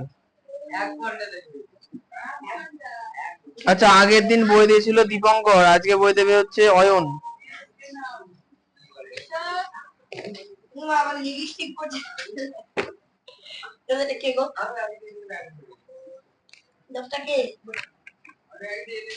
আমি কি আমি সবাইকে চিনে বসে আছি? এখন কেউ ঘুরে আনলে কি বা হবে? না। আচ্ছা, আমাদের আগে যে চ্যাপ্টারটা পড়াছিলাম সেটা হয়ে গেছিল পুরোটা? আমরা শোনো, লাস্টের পরীক্ষাতে না সব থেকে বেশি কোশ্চেন আছে শর্ট কোশ্চেন। আমাদের টার্গেট রাখতে হবে 50 মার্ক শর্ট কোশ্চেন যেন আমরা সলভ করতে পারি, আর 2 মার্কের কোশ্চেন গুলো তো বই থেকে হয়ে যাবে। আমরা চেষ্টা করবো ফাইনাল বোর্ডের আগে শর্ট কোশ্চেন প্রচুর প্র্যাকটিস করা। ওইখান থেকে আসবে না, তোমার ব্রড থেকে শর্ট আছে, সব আছে। আমি লাইব্রেরি খুলে রাখিনি, সবাইকে বই দিয়ে বেরোবো, একদম না। ও বইয়ের হিসাব রাখতে মাথার চুল পড়ে যাচ্ছে, অত সময় তো নেই আমার কাছে। দাম 100 টাকা, বইয়ের দাম কিনে নিতে পারো না? যাও স্কুলে কেন, অনুপম কাকার দোকানে বলবো, এই শঙ্কর কাকার দোকানে বলবো, সব পাওয়া যায়। আরে ট্যালেন্ট বোর্ডের কোশ্চেন তোমার বই থেকে আসবে, আর জেনারেল নলেজ আসবে, আর কিছুই আসবে না, বুঝতে পেরেছো? আর তাতে বড় কথা হচ্ছে, এরা তো ট্যালেন্ট আছে না, আমি যত জানি ব্যবসা করছি। কেমন ব্যবসা করছে আমি বলি শোনো, আমি শুনেছি খাতা চেক করে না, কৃষ্ণনগরে না কোন এক লোক, ভদ্রলোক ছেলে এবি স্কুলে পড়তো, ও হ্যাঁ, না না, ছেলে এবি স্কুলে পড়তো, আর ওই লোক হচ্ছে লয়ার, কেস চুকে দিয়ে এসছে, কেস চলছে। খাতা ঠিকঠাক করে মূল্যায়ন করেনি, আর ওদের রেজাল্ট আজকে পরীক্ষা হয় 1 বছর পরে রেজাল্ট বেরোয়, কোনো ঠিকঠাক প্রসেসিং নেই। আরে তুমি নিজে পরীক্ষা দিচ্ছ, তোমার তো কিছু একটা আশা ভরসা থাকে যে না আমি এটা করতে পারি। হ্যাঁ, যারা ওখানে ওরা ওরা স্কুটিং সিস্টেম করেছে, শুনছি 20 টাকা না কত টাকা নেয়, স্কুটিনি করে খাতা দেখায়। খাতা দেখাচ্ছে না কেন? 1 নম্বর হতেই পারে, এটা কোনো বিষয় না, ওটা হতেই পারে, কিন্তু খাতাপত্র দেখানোর সিস্টেম খুব খারাপ শুনেছি।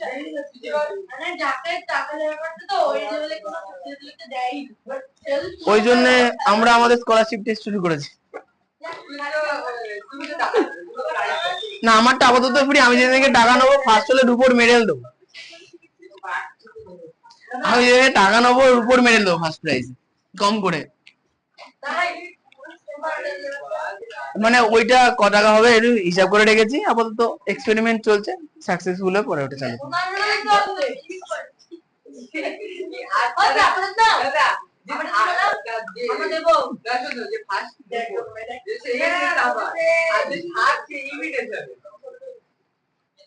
সেকেন্ড আর থার্ড কে শুধু ছবি দেওয়া হবে মিডলে, সার্টিফিকেটে। হ্যাঁ, এবছর তো 3-4 হচ্ছে, নেক্সট ইয়ারে দেখি পুরোটা 8 পর্যন্ত করা যায় কিনা। আচ্ছা জানো, সময় আর গতির বিষয়টায় জানার বিষয়ে অনেক কিছু আছে। সবার প্রথমে যেটা লাগবে সেটা হচ্ছে যে গতি কাকে বলে আর গতি কত প্রকার ও কি কি। দেখো, পেজ নাম্বার বার করতে হবে না, এখন শুধু শোনো। বিষয়টা হচ্ছে যে কোনো বস্তু গতিশীল কিনা সেটা বলা খুব কঠিন নরমালি। উদাহরণ দিই, মনে করো একটা ঘরের মধ্যে আমি একা বসে আছি, তাহলে প্রশ্ন হচ্ছে যে আমি হাত পা নাড়, ধরো আমি মরে গেছি, ধরো একটা ঘরের মধ্যে একটা মরা মানুষ পড়ে আছে, তাহলে প্রশ্ন হচ্ছে যে ও গতিশীল নাকি গতিশীল নয়? উত্তর হচ্ছে গতিশীল। প্রশ্ন হচ্ছে কেন? কারণ পৃথিবী তো ঘুরছে। তাহলে বলছে যে কোনো জিনিস গতিশীল কি গতিশীল নয়, আমরা সেটা হিসাব করি কিসের সাপেক্ষে? আমি বলতে দাও, শুনে নাও। আমরা যেটা হিসাব করি সেটা হচ্ছে কার সাপেক্ষে? সেটা হচ্ছে পারিপার্শ্বিকের সাপেক্ষে।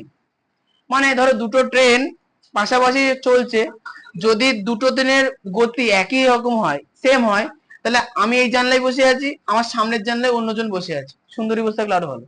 তাহলে এখন তাহলে না না, আমি জাস্ট বলার চেষ্টা করছি, ভালো করে শুনবা।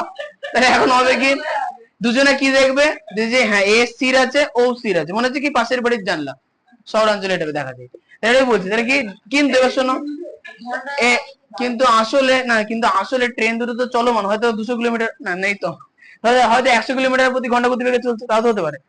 আচ্ছা, এটা শিয়াল দিয়ে গেলে খুব ভালো দেখাচ্ছে, দুটো ট্রেন বেরোয়, মনে হয় যে আমাদের টাগে যাবে, মনে আমাদের টাগে দুটো কিছুক্ষণ দেখো 2-1 মিনিট একদম পাশাপাশি চলছে। অনেক সময় আমি দেখেছি যে বেশি বুদ্ধিমান লোকগুলো ওরা জানে যে এই ট্রেন দুটো এই টাইমে এরকম ভাবে চলবে, আমরা ওটা পেলাম, মানে ধরো প্ল্যাটফর্ম পার করে ওটাই যেতে হবে, ট্রেন মনে করো 60-এর গতিবেগে চলছে, ওই লোকগুলো কি করে দুটো দরজার সামনাসামনি ঝপাস করে হেঁটে ঝপাস করে লাভ মারে, এটা থেকে ওটাই। এবার প্রবলেম হচ্ছে ওইখানে যদি বাই চান্স বলে গিয়ে ধাক্কা খায়, স্পট ডেট।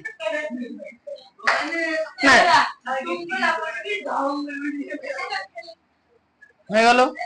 আচ্ছা, এরপরে জাপানে এরকম করে দুটো একটা ট্রেনের গায়ে অনেক অ্যাডভার্টাইজমেন্ট লাগিয়ে রাখে বিভিন্ন কোম্পানি, দুটো ট্রেন যখন এরকম যায় টিভি স্ক্রিনের মধ্যে পুরো অ্যাডভার্টাইজমেন্ট গুলো যেতে থাকে, ওতে অ্যাডভার্টাইজমেন্ট হয়ে যায় আর ট্রেন আমাদের এখানে তো ট্রেনে থাকে। আচ্ছা, এরপরে চলে আসি যে হ্যাঁ, তাহলে গতি কাকে বলে বললাম?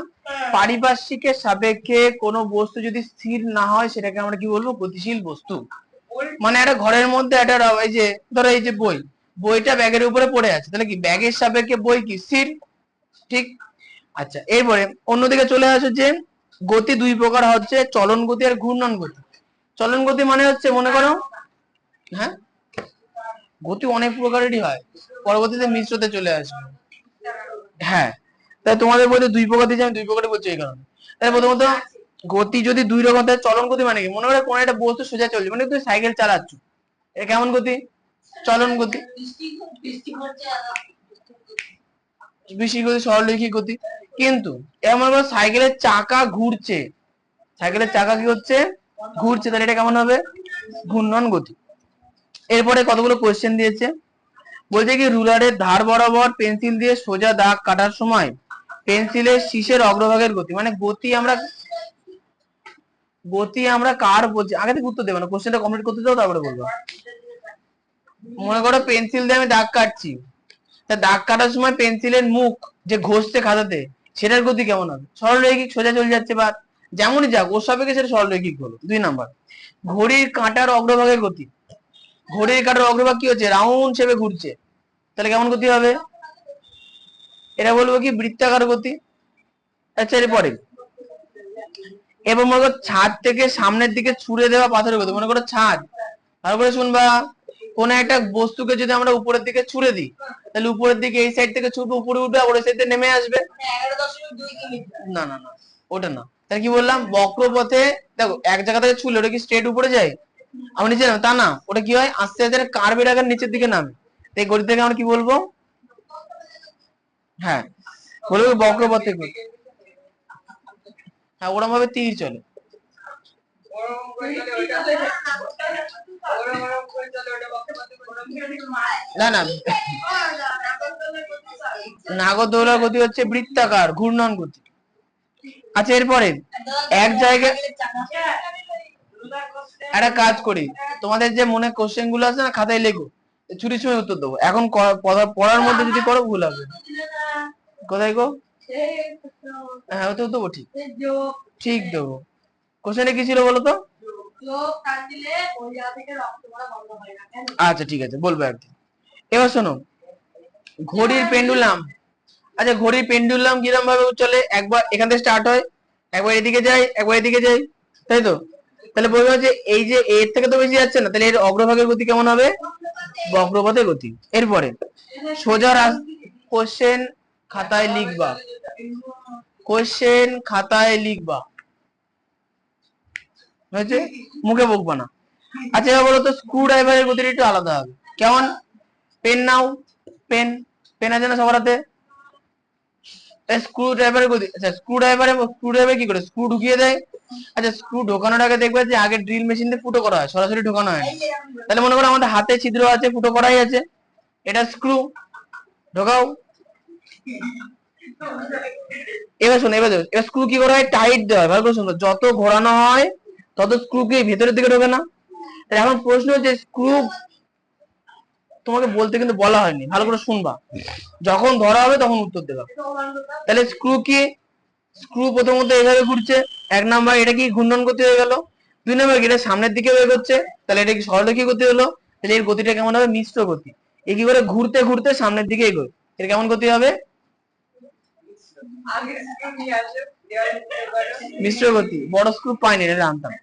আচ্ছা এরপরে বৈদ্যুতিক পাখার গতি, দেখো পাখাকে এক জায়গা থেকে ঘুরছে জাস্ট, তাহলে কেমন গতি হবে, ঘূর্ণন গতি। আবার তার কেটে দেবে। তাহলে এখানকার, আচ্ছা পেন দাও তো অরিজিৎ, বইগুলো দাগানো শুরু করো।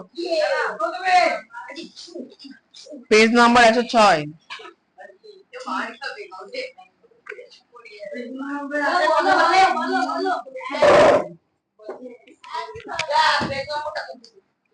একশো ছয়।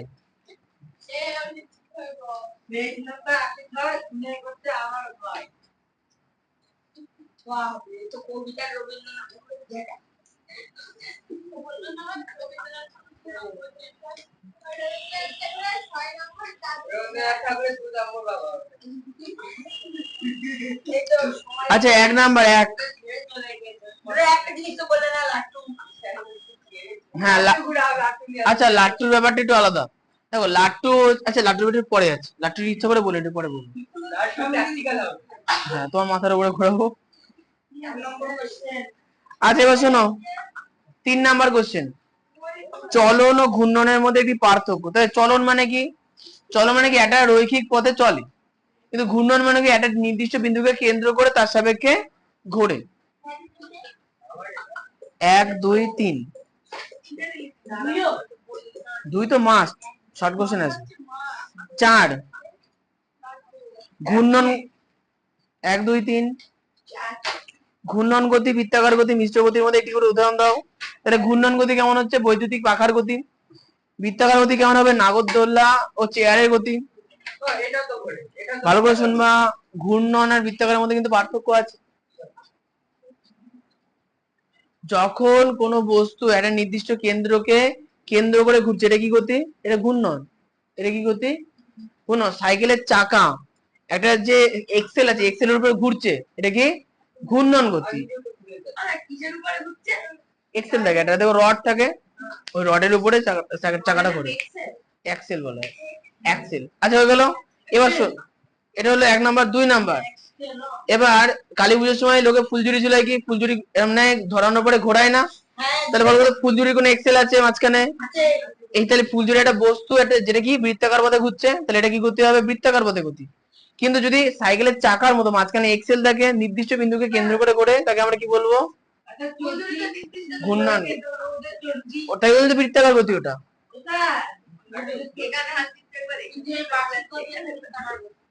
বার্ষিক গতি, বৃত্তাকার গতি বলা যাবে।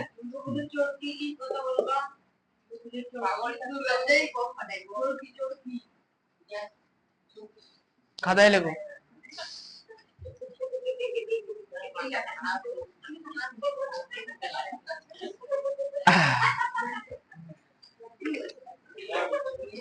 আচ্ছা এবার চলে আসি আসল জায়গায়।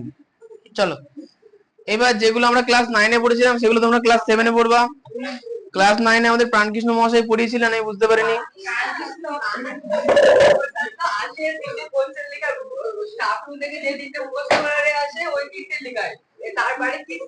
আমি না ক্লাস 12, এই যে এখানে কতগুলো লেখা আছে,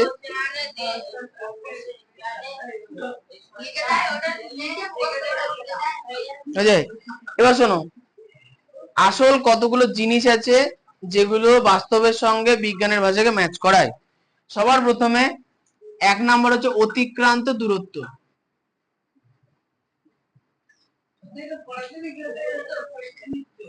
2 নাম্বার হচ্ছে সরণ।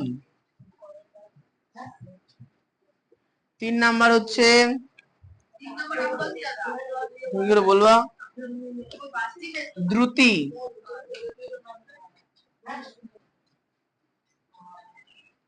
4 নাম্বার হচ্ছে বেগ।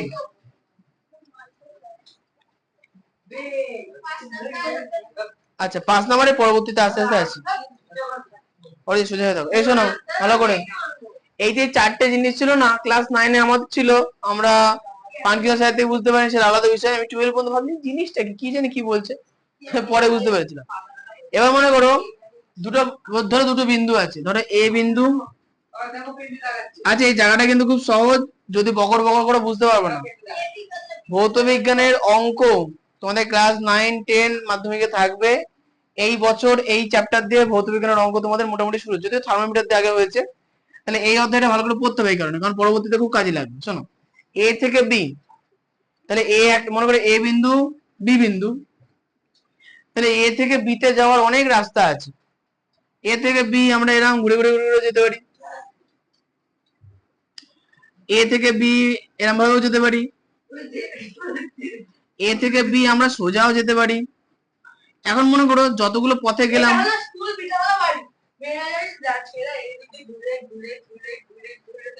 এটাও বলা যায় মেয়েরা যদি এদিক দিয়ে যায় ছেলেটাও এদিক দিয়ে যায়। আচ্ছা না আলাদা, তুই সবাইকে নিজের চরিত্র সঙ্গে বলো না, তার সমস্যা হয়ে যাবে। আচ্ছা শোনো, আচ্ছা আচ্ছা হয়েছে। এবার শোনো, তাহলে এখন বিষয়টা হচ্ছে যে এ আর বি বিন্দু হলো। এখন এখানে যে 3টে রাস্তায় যাওয়ার কথা বললাম, প্রত্যেকটা নাম দিই। এটা মনে করো এক্স, এটা এক্স রাস্তা, এটা ওয়াই রাস্তা, এটা জেড রাস্তা, হয়ে গেল। তাহলে এখন প্রশ্ন হচ্ছে যে এখান থেকে এক্স পথে যেতে মনে করো দূরত্ব পড়ে হচ্ছে 100 মিটার। তাহলে বলো এখানে যে একা একা করে গেছে, তাতে যদি বৃত্তাকার পথে যেত কম পড়তো না এটা বেশি পড়তো? কম পড়তো। তাহলে মনে করো হচ্ছে এটা 90 মিটার, মানে তুমি চোখে দেখে বলো। কিন্তু একটা কথা বলো তো, যদি যদি সোজা চলে যায় সেক্ষেত্রে খুব জোর হলে 20 মিটার। তাহলে এখন প্রশ্ন হচ্ছে যে কোন পথে গেলে সে সবচেয়ে কম দূরত্ব অতিক্রম করবে? 20, মানে পুরোপুরি সোজাসুজি গেলে। এটাই বলা হচ্ছে যে যদি কোনো বস্তু এবং অপর একটা বস্তু অথবা কোনো একটা স্থান এবং অপর একটা স্থানের মধ্যে ন্যূনতম দূরত্ব হয়, সেটাকে আমরা কি বলবো? সরণ। সেটাকে আমরা কি বলবো? সরণ। কিন্তু আসলে আমার বাড়ি থেকে ধরো দিগনগর হাই স্কুল, আমি আমার বাড়ির ছাদ থেকে দিগনগর হাই স্কুল ধরো দেখা যাচ্ছে, আমি সোজা দেখতে পাচ্ছি রাস্তা যাই, তাই সেখান থেকে যদি আমার বাড়ির ছাদ থেকে দিগনগর হাই স্কুলের ছাদ যদি সোজা রাস্তা হতো, তাহলে সেটা কি বলতাম? সরণ। কিন্তু সাইকেল চালিয়ে আমি সাইকেল নিয়ে বেরিয়ে আঁকা বাঁকা পথে যাবো, তাই সেটাকে আমরা কি বলবো? অতিক্রান্ত দূরত্ব। সেটাকে আমরা কি বলবো? অতিক্রান্ত দূরত্ব। যদি এক জায়গা থেকে অন্য জায়গায় একদম সোজাসুজি ন্যূনতম পথে যাওয়া হয়, সেটাকে আমরা কি বলবো? সরণ। আমাকে শুধু বলো যে আমি যখন বলছিলাম তোমরা কেন বকছো? চুপ থাকবা। চারটে জিনিস পড়ানো হবে পরিষ্কার করে, তারপরে কথা বলবা। কি বললাম? ধরো এ একটা স্থান, বি একটা স্থান, এ থেকে বি পর্যন্ত একদম ন্যূনতম যে পথ দিয়ে আমরা যেতে পারবো, সেটাকে আমরা কি বলবো? হ্যাঁ, সেটাকে বলবো কি? সরণ। সব থেকে কম সোজাতেই হয়। হয়ে গেল। কিন্তু যদি এটাকে দরকার নেই, ধরো আমি একটুখানি বাকিয়ে দিলাম পথটাকে, তাহলে সেই পথটা 20 থেকে বেশি হবে না কম হবে? বেশি হবে। বেঁকিয়ে দিয়েছি মানে কি রাস্তা বেড়ে যাবে। হয়ে গেছে। তাহলে এখন বিষয়টা হচ্ছে এটাই যে এক বিন্দু থেকে অন্য বিন্দুতে যাওয়ার জন্য যে ন্যূনতম পথ, বা এক বিন্দু থেকে অন্য বিন্দুর মধ্যে যে ন্যূনতম দূরত্ব, তাকে আমরা কি বলবো? সরণ। কিন্তু এক বিন্দু থেকে দ্বিতীয় বিন্দুতে যাওয়ার জন্য আমি মানে আসলে যে বস্তু যে পথ অতিক্রম করলো, সেটাকে আমরা কি বলবো? অতিক্রান্ত পথ। সোজা হতে পারে, বাঁকা হতে পারে। এবার এটা ভালো করে বুঝবা। যতটা যাওয়া সেটাই অতিক্রান্ত পথ। ঠিক। আচ্ছা, এবার শোনো, সরণ আর অতিক্রান্তের মধ্যে একটা বিরাট পার্থক্য আছে। তাহলে সরণ আমরা কি করে মাপবো? প্রাথমিক অবস্থান এ বিন্দুতে, সে গেল বি বিন্দুতে, তাহলে এটা অন্তিম অবস্থান। তাহলে প্রাথমিক অবস্থান থেকে অন্তিম অবস্থানের দূরত্ব মেপে নেবো, তাহলে সরণ পেয়ে যাবো। ক্লিয়ার? তাই তো? সোজাসুজি মাপবো, সরণ পেয়ে যাবো। কিন্তু তো ব্যাপারটা কি বলতো, বেশি সহজ বলে কম বুঝতে পারছো। এ বিন্দু থেকে বি বিন্দু সোজা মাপতে হলে সরণ, সোজা সব থেকে কম দূরত্ব হয়ে গেল। ওটাই সরণ। আচ্ছা, কিন্তু আসলে কি এরকম ভাবে কোনো রাস্তা হয় যাওয়া যায়? যাওয়া যায় না। আসল ক্ষেত্রে কি হয় কি, সাইকেল নিয়ে বেরোলাম, সাইকেলে একটা নির্দিষ্ট পথ আঁকা বাঁকা পথে চালিয়ে তারপরে গেলাম, তাই সেটা কি হলো? অতিক্রান্ত দূরত্ব। সোজা রাস্তা যতই হোক, সোজা বরাবর তো যেতে পারবো না। হ্যাঁ, তাও হবে। ঠিক আছে। তাহলে এখন বিষয়টা হচ্ছে যে দুটো জিনিস, যদি কোনো একটা বস্তু প্রাথমিক অবস্থান থেকে অন্তিম অবস্থানে যায়, মানে দুটো যে অবস্থান হলো তার মাঝখানে যে দূরত্ব, সেটাকে আমরা কি বলবো? সরণ। কিন্তু আসলে সে বস্তু ধরে যতটা পথ অতিক্রম করেছে, সেটাকে আমরা কি বলবো? অতিক্রান্ত পথ। এবার সরণ আর অতিক্রান্তের মধ্যে বিরাট পার্থক্য আছে। যেমন মনে করো কার বাড়ি দূরে, ধরো রিম্পির বাড়ি দূরে। তার মনে করো রিম্পির বাড়ি এ বিন্দুতে ছিল, ও বি বিন্দুতে পড়তে এসছে। তাহলে রিম্পির বাড়ি থেকে আমার বাড়ি ধরো 20 মিটার দূরত্ব। তাহলে অ্যাকচুয়াল ঘটনা কি ঘটবে? রিম্পি এ বিন্দু থেকে এলো আমার বাড়িতে, তাহলে 20 মিটার এলো। ও আবার বি বিন্দু থেকে বাড়িতে এ বিন্দুতে ফিরে গেল, 20 মিটার গেল। তাহলে টোটাল কত মিটার রাস্তা অতিক্রম করলো? 40 মিটার। তাহলে প্রশ্ন হচ্ছে যে রিম্পি বাড়ি পৌঁছানোর পরও সরণ কত? 0। কারণ ও তো এ বিন্দু থেকে ওর প্রাথমিক বিন্দু ছিল, প্রাথমিক পয়েন্ট কি এ বিন্দু ছিল, ওর অন্তিম পয়েন্ট এ বিন্দু, তো তাহলে চলেইনি সরণের মতো। তাহলে সরণ শূন্য হতে পারে, কিন্তু অতিক্রান্ত পথ ও একবার গিয়েছে আরেকবার ফিরে এসেছে, তাহলে অতিক্রান্ত পথ কি হলো? 40। তাহলে সরণ আর অতিক্রান্ত পথের মধ্যে ক্লিয়ার হলো জিনিসটা। দুটোই রাস্তা, কিন্তু সরণ কোনো বস্তু কণার প্রাথমিক অবস্থান এবং অন্তিম অবস্থানকে নির্দেশ করে। যদি প্রাথমিক অবস্থান এবং অন্তিম অবস্থান 0 হয়, তার মানে তাহলে সেক্ষেত্রে সরণও কি হবে? 0।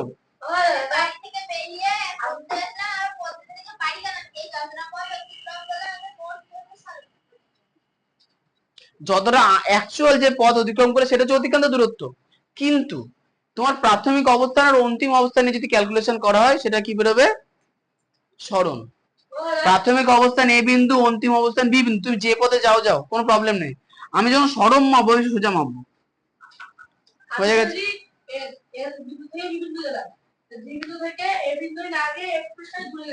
যেখানে খুশি যাও, ওসব ভাবার দরকার নেই। তুমি এ বিন্দুতে ছিলে, তুমি সারা দেশ দুনিয়া ঘুরে এলে, যে এইখানে থাকলে এটা হচ্ছে বি বিন্দু। কোথায় কোথায় ঘুরেছে আমার জানার দরকার নেই। আমি শুধু দেখো প্রাথমিক অবস্থান আর অন্তিম অবস্থানের মধ্যে দূরত্ব কত, 5 সেন্টিমিটার মানে 5 সেন্টিমিটার, এটা হচ্ছে সরণ। এবার তুমি সারা পৃথিবী,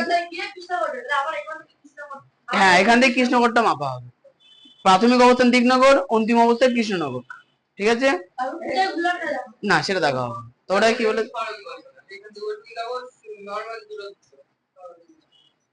তাহলে বিজ্ঞান পড়াতেই হতো না, এর নতুন জিনিস শিখতে হবে তোমাকে। তা সরণ বোঝা গেল। সরণ মানে সব থেকে সিম্পল ভাই এটাই বলতে হবে কি, যা ঘটনা ঘটে গেল, ভাবার দরকারই নেই আমার, প্রথমে কোথায় ছিল শেষে কোথায় ছিল, দুটোর মধ্যে ন্যূনতম দূরত্ব মেপে নাও, সেটা কি হবে সরণ। কিন্তু পুরো ঘটনাতে সে যতটা রাস্তা অতিক্রম করেছে সেটা কি হবে অতিক্রান্ত দূরত্ব, বুঝছো? ঠিক আছে, এবার হচ্ছে প্রথম, তাহলে প্রথম দুটো জিনিস বোঝা গেল।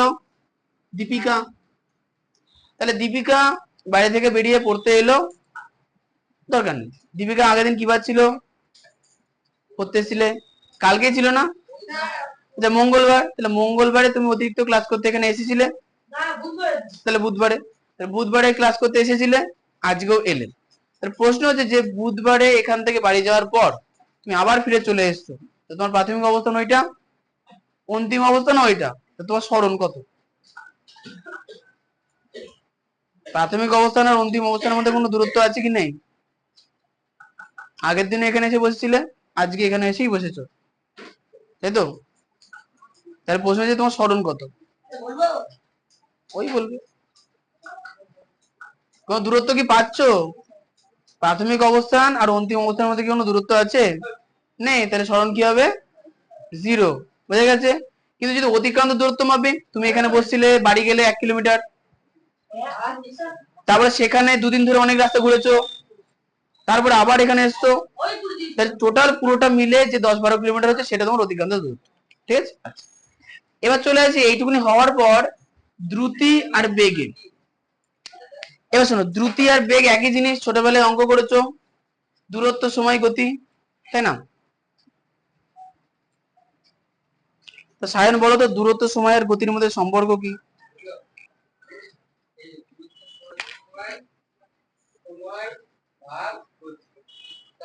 ওইটুকুনি সেটা, গতি সমান সমান দূরত্ব বাই সময়, এটা শুধু মুখস্থ রাখবো, এটা বেসিক নিয়ম। গতি সমান সমান দূরত্ব বাই সময়। আচ্ছা আর একটা কথা বলো তো, অতিক্রান্ত দূরত্বটাও দূরত্ব ফিতে দিয়ে মাপা যায়, সরণটাও দূরত্ব ফিতে দিয়ে মাপা যায়, স্কেল দিয়ে মাপা যায়, তাই তো? দুটোই কি দূরত্বের একক, দূরত্ব। এটা হচ্ছে দ্রুতি আর বেগ, দ্রুতি আর বেগ দুটোই হচ্ছে কি গতিবেগের মতো, দ্রুতি আর বেগ কি গতিবেগ, মানে কি যতটা দূরত্ব গেছি সেটা সময় সাপেক্ষে কতটা হলে সেটাকে আমরা কি বলবো গতিবেগ। এখন প্রশ্ন যে দ্রুতি কখন হবে, বেগ কখন হবে? যখন আমরা অতিক্রান্ত দূরত্ব নিয়ে ক্যালকুলেট করব। মনে করো এ বিন্দুতে আমি যখন ছিলাম তখন হচ্ছে 6টা বেজেছিল, 6 AM হয়েছে। আমি যখন বি বিন্দুতে পৌঁছালাম তখন মনে করো বাজে 6টা 10 AM, তার টাইম কত মিনিট লাগলো? 10 মিনিট। কি বললাম, ধরো আমি এ বিন্দুতে ছিলাম 6টা বাজে, আমি 10 মিনিট সাইকেল চালিয়ে বি বিন্দুতে পৌঁছলাম, বিভিন্ন রাস্তাতে যেতে পারি, কোন রাস্তাতে যাবো সেটা পরে হচ্ছে। তাহলে এখন টাইমটা কত পেলাম?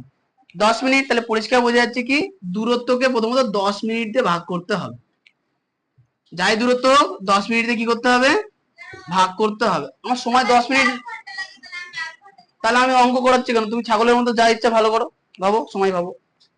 এই জন্য আমি লিখে দিলাম 6টা থেকে 6টা 10 মিনিট, তোমার তাও ভালো লাগছে না, না আমি আধ ঘন্টা নিয়েই করবো, তাহলে আমি 10 মিনিট কেন লিখলাম?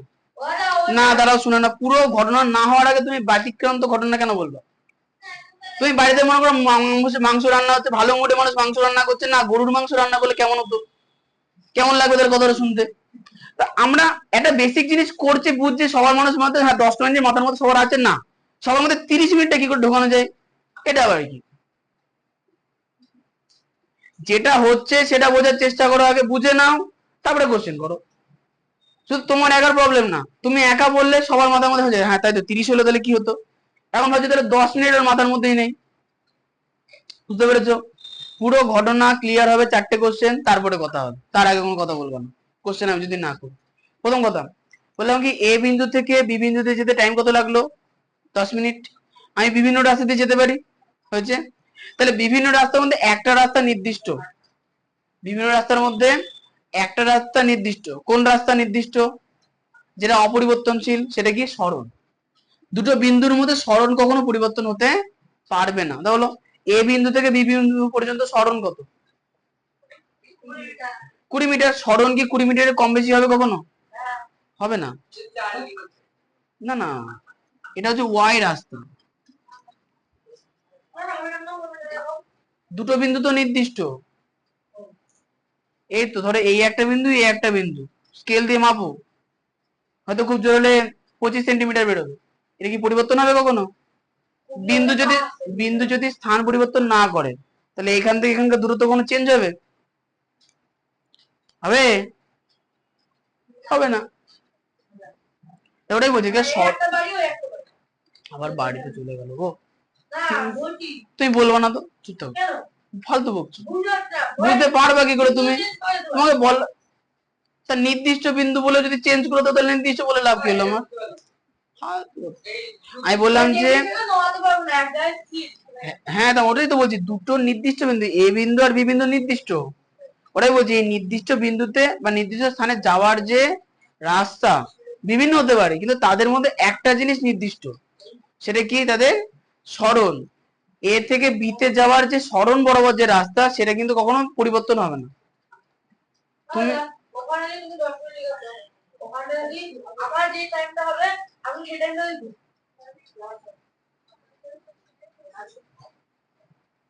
আচ্ছা, যাই হোক, তাহলে আপাতত টাইম ফিক্সড।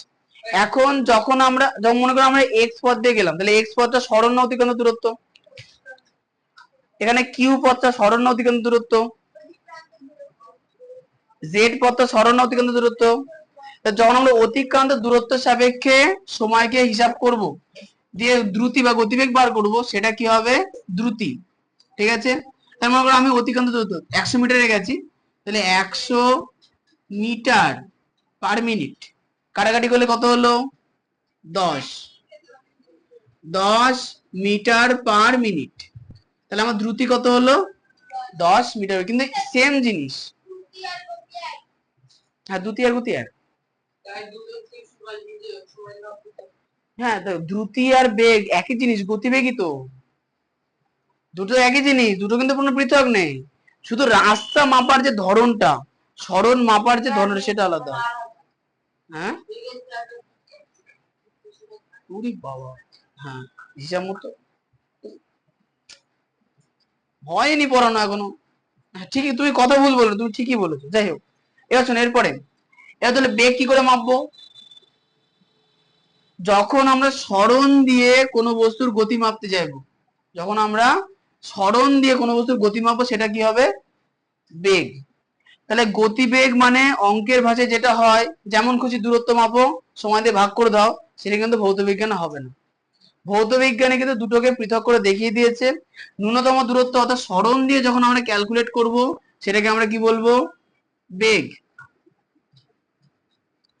যখন আমরা সরণ দিয়ে কোনো কিছুর ক্যালকুলেশন করব, মানে সরণ দিয়ে গতিবেগ বার করার চেষ্টা করবো, সেটাকে আমরা কি বলবো?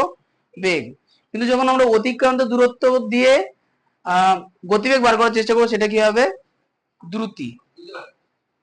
সরণ দিয়ে বেগ বার করা মানে সরণ, দূরত্বের জায়গায় যখন আমার সরণ থাকবে, সময় তো চেঞ্জ হচ্ছে না, সময় তো সেমই লেগেছে। ঠিক আছে, যখন দূরত্বের জায়গায় সরণ থাকবে, সরণ দিয়ে মাপবো, সেটা কি হবে? বেগ। কিন্তু দূরত্বে যদি অতিক্রান্ত পথ দিই, তাহলে সেটা কি হবে? দ্রুতি। জিনিস তো সেমই, শুধু নামটা আলাদা।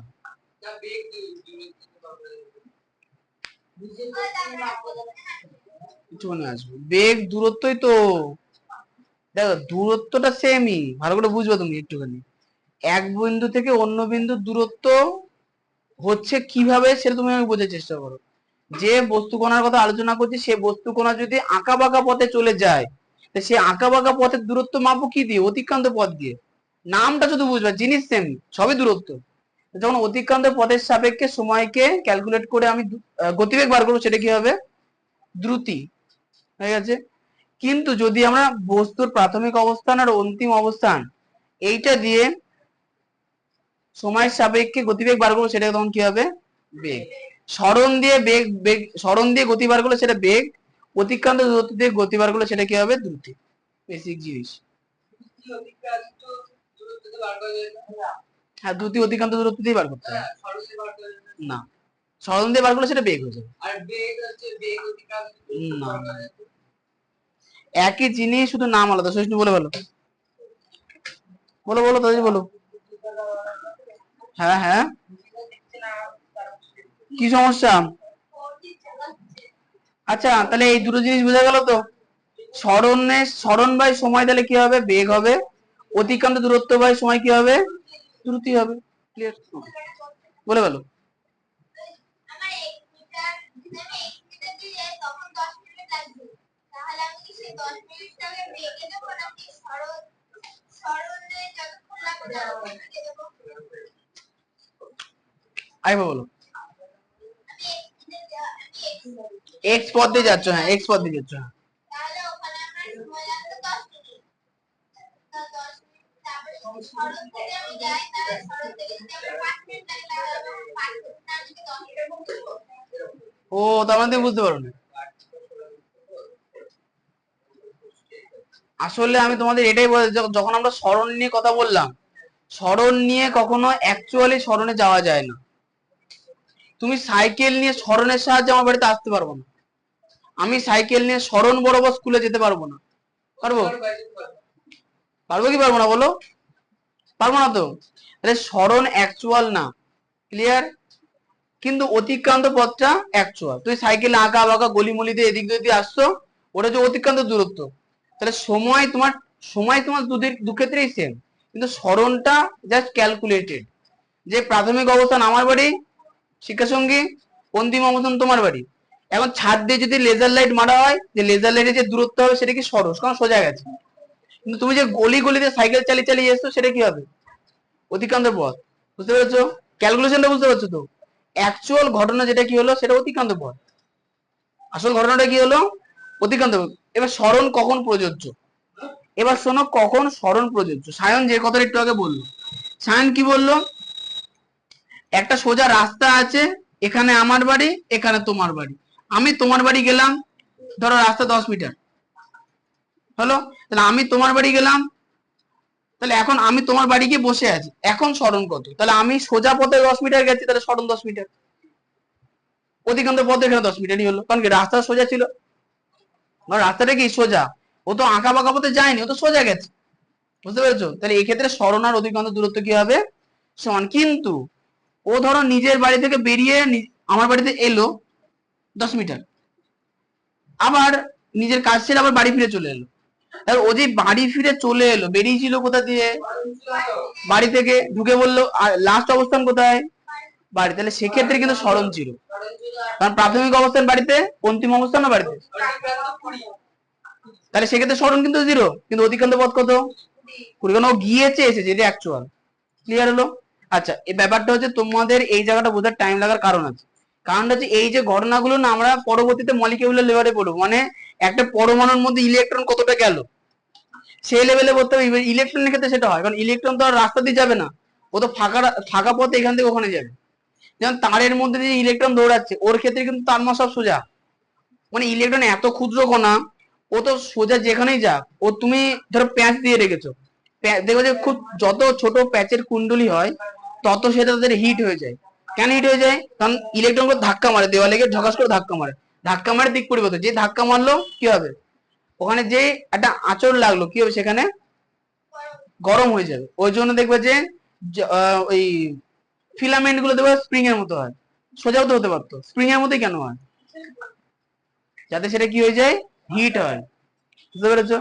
আচ্ছা, অতিক্রান্ত দূরত্ব সরণের মধ্যে পার্থক্যগুলো একটু পড়ে নেবা। এরপরে কতগুলো জিনিস আছে। আচ্ছা, আজকে আর সেটা পড়াবো না। কি হয়েছে ঈশান?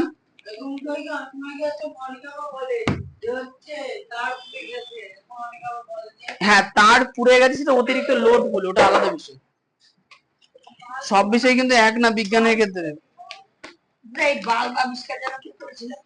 বিজ্ঞানী থমাস এডিসন।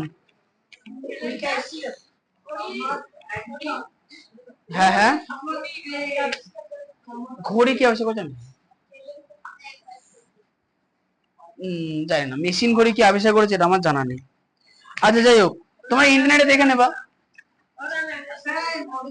আসলে তোমরা বিজ্ঞান পড়ছো তো, প্রবলেম হচ্ছে কি বলতো, তোমরা বিজ্ঞান পড়েছো খুব ভালো কথা, তোমাদের যে মাস্টারমশাই বিজ্ঞান পড়েছে সেও নিজে কোনোদিন এডিশনের জীবনী পড়েনি, আর তোমাদের কোনোদিন পড়তে বলেনি। এই হচ্ছে প্রবলেম। না আমার তাই না, আমি পড়েছি। আগেকার দিনে এই যে আজকের দিনে যে টোটাল যে ইলেকট্রিক্যাল যে ইকোসিস্টেম তৈরি হয়েছে, যে এক জায়গায় বিদ্যুৎ তৈরি হবে, সেখান থেকে বড় বড় পাওয়ার স্টেশনের মাধ্যমে মানে জিটকিপোতা শান্তিপুরের মাধ্যমে আসবে ওখানে লাইন, সেখান থেকে 11,000-এর মাধ্যমে আমাদের পাড়ার পোলে আসবে, তারপরে আমার বাড়ির সামনে পোলে 220 ঢুকবে।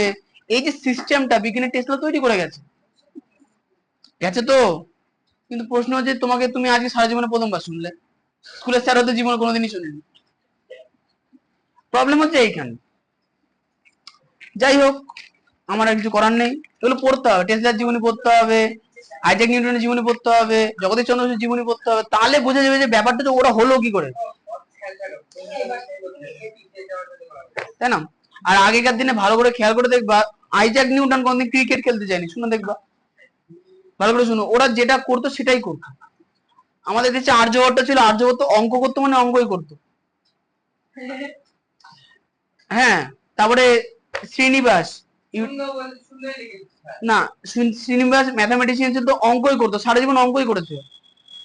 এবার ওদের জীবনে কি কষ্ট গেছে দেখো, ডকুমেন্টারি আছে ইউটিউবে আছে, শ্রীনিবাস বলে সার্চ করে, ওদের 3 ঘন্টার একটা মুভি আছে, কালারফুল সুন্দর মুভি, বুঝতে পারছো শ্রীনিবাস কি করে তৈরি হলো। তো এইগুলো না জানলে তুমি কি করে মানে কানেক্ট করবা কি করে, যদি কেউ অঙ্ক করে দিতে হবে, অঙ্কের প্রফেসর হবে। বলে তাহলে একটা পাতার মানে হিসাব ফেল করবে তাহলে ওটা পাস করবে না দাদা। তাহলে ওটা সরলটায় ওটা ধার বরাবর হবে কোনটা সেটা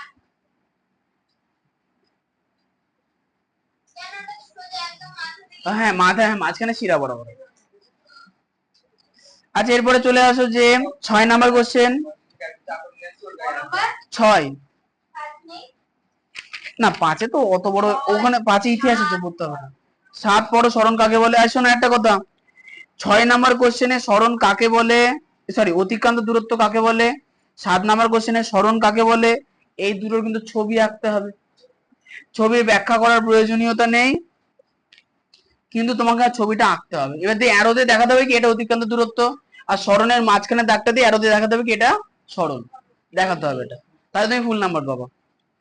আচ্ছা এরপরে 9 নাম্বার কোশ্চেন, কোন বস্তু কণার স্মরণ কি শূন্য হতে পারে, পারে। 9 নাম্বার হলো। আচ্ছা 11 নাম্বার কোশ্চেন তো পরীক্ষায় নেই, দরকার নেই। 12 নাম্বার কোশ্চেন, অধিকান্ত দূরত্ব স্মরণের মধ্যে পার্থক্য। 13 দ্রুতি কাকে বলে, 13 হচ্ছে দ্রুতি কাকে বলে। 14 কিভাবে গড় দ্রুতি মাপা হয়। আচ্ছা গড় দ্রুতি কেন বলা হচ্ছে বলো তো, গড় দ্রুতি কেন বলা হচ্ছে। আচ্ছা তোমাদের আমি একটা জিনিস বলিনি, ইচ্ছা করে বলিনি, শোনা নাও। ব্যাপার হচ্ছে না না ইচ্ছা করে বলি, কেন বলিনি শোনা নাও। ব্যাপারটা হচ্ছে যে আমরা যখন সাইকেলে প্যাডেল করি, ভালো করে ধরো, আমি আমার বাড়ি থেকে বেলেডাঙ্গা যাব, তাহলে বেলেডাঙ্গা যাওয়া পর্যন্ত রাস্তা তো সব জায়গায় সমতল নেই, রাস্তায় সব জায়গায় ট্রাফিক মানে মানুষজন গরু ছাগল সমান সমান নেই। তাহলে মনে করো যখন আমি সাইকেল নিয়ে বেরোলাম, আমার মানে গায়ে জোর ভালো ছিল বা ফুসফুস ভালো কাজ করছিল, খুব জোরে চালালাম, বাজারের মোড়ে গিয়ে হাঁপিয়ে গেলাম, তারপরে সাইকেল জোরে চালাতে পারলাম না। তাই এখন বলছো যে আমি প্রত্যেক মুহূর্তে কি সমান বেগে বা সমান সময়ে সমান পথ অতিক্রম করছি, উত্তর হচ্ছে না, তাই তো। তাহলে এখন ব্যাপারটা হচ্ছে যখন কিন্তু আমরা একটা ছোট্ট সেকেন্ডে একটা ছোট্ট পরিমাণ সময়ের সাপেক্ষে নির্দিষ্ট পরিমাণ গতিবেগেই চলছি, যেমন মনে করো আমি 1 সেকেন্ডে 10 মিটার গেলাম, অ্যাকচুয়ালি ভাবার দরকার নেই, 1 সেকেন্ডে আমি ধরো 1 মিটারই গেলাম, তাহলে 1 সেকেন্ডে যে 1 মিটার গেলাম এর মধ্যে কোন রকম কম বেশি হওয়ার চান্স আছে, নেই, চান্স নেই। তাহলে ব্যাপারটা হচ্ছে কি যখন কোনো বস্তুর অতিক্রান্ত পথ আমরা 1 সেকেন্ডের সাপেক্ষে মাপবো, মানে 1 সেকেন্ডে কোনো বস্তু যে যতটা পথ অতিক্রম করলো সেটাকে আমরা কি বলবো, তার দ্রুতি। একই ঘটনা যখন 1 সেকেন্ডে কোনো বস্তু সরণ মাপবো সেটাকে আমরা তার বলবো কি, গতিবেগ, সরি বেগ, বোঝা গেল। দ্রুতি আর সরণ কার সাপেক্ষে হচ্ছে, 1 সেকেন্ডের সাপেক্ষে, কিন্তু টোটাল রাস্তাটা যাওয়ার জন্য আমার টোটাল যে সময়টা লাগলো সেটাকে আমরা বলবো গড়, সেটাকে আমরা কি বলবো, গড়, তার দ্রুতি মাপলে অতিক্রান্ত সময় বাই মোট সময় গড় দ্রুতি, মোট সরণ বাই মোট সময় গড় বেগ। ঠিক আছে, আচ্ছা দেখাও 14 গড় দ্রুতি। আর 16 নম্বর সমদ্রুতি অসমদ্রুতি। এটাকে বললাম, মনে করো আমি সাইকেল বাড়ি থেকে যখন বেরোলাম, বেশ জোশ আছে, 1 সেকেন্ডে 4 মিটার করে যাচ্ছি, সাইকেলের জোশ আছে, কিন্তু পরের মুহূর্তে বাজারে ওই ঢালান ওঠার পর যেই বেরোলাম দেখলাম টোটো চলে এসেছে সামনে, ব্রেক মারছি বারবার, তাহলে 1 সেকেন্ডে আমার গতি মনে করো 2 মিটার হয়ে গেল। তাহলে কি টোটাল রাস্তা যাওয়ার জন্য আমি সমানভাবে যেতে পারলাম? পারলাম। তাহলে যতটা রাস্তা আমি সমান যেতে পারলাম সেটাকে বলবো কি সমদ্রুতি। কিন্তু যতটা রাস্তা কখনো বেশি গতিবেগ কখনো কম গতিবেগ সেটাকে আমরা কি বলবো? এবার অসমদ্রুতি। কিন্তু এবারে অ্যাকচুয়ালি আসো, আসল ঘটনায় আসো, আসল ঘটনায় কখনো কোনো ব্যক্তি সমদ্রুতি কি যেতে পারবে? পারবে না, তাকে ব্রেক মারতে হবে, রাস্তা ভাঙা থাকতেই পারে, কিন্তু নির্দিষ্ট সময়ের সাপেক্ষে আমরা যেতে পারি। ধরো একটা প্লেন আকাশে যখন আছে, মনে করো 1500 কিলোমিটার/ঘন্টা গতিবেগে উঠছে, তাহলে মনে করো এখান থেকে লন্ডন যখন যাবে, আমি কম বললাম 3200 ওয়াট, জেট প্লেন গুলো দাও থাক অত দূরে যায়, সুপারসনিক হয়, আকাশের উপরে হুশ করে চলে যায়, ও টের পাওয়া যায় না। যাই হোক, সেটাই বলছি। ধরো আচ্ছা সে নাই বুঝলাম, সে নাই হলো। তাহলে এখন ব্যাপারটা যে প্লেনে যখন আকাশে উঠছে, আকাশে তো কোনো বাধা নেই, আছে কি নেই? হ্যাঁ কি না? আছে, মেঘ আছে, অন্য কিছু। ধরো সামনে দিয়ে, ধরো সামনে দিয়ে মানে কি, ধরো 100 কিলোমিটার দূর দিয়ে আরেকটা প্লেন আছে, প্লেনের ক্ষেত্রে কিন্তু 100 কিলোমিটার সামনে। হ্যাঁ, কারণ আগে দিয়ে ঘোরাতে হবে, কারণ 100, তুমি ধরো 1 ঘন্টায় যদি 1500 কিলোমিটার যায়, তাহলে 1 মিনিটে কতটা যাচ্ছে? 60 দিয়ে ভাগ করো, মোটামুটি 30-40 কিলোমিটার। তাহলে ওর হাতে কিন্তু ভাবার বেশি টাইম নেই, কোনো কথা নেই, নিচ থেকে দেখা যায় আসতে যাচ্ছে। আচ্ছা যাক, ঠিক আছে নাও।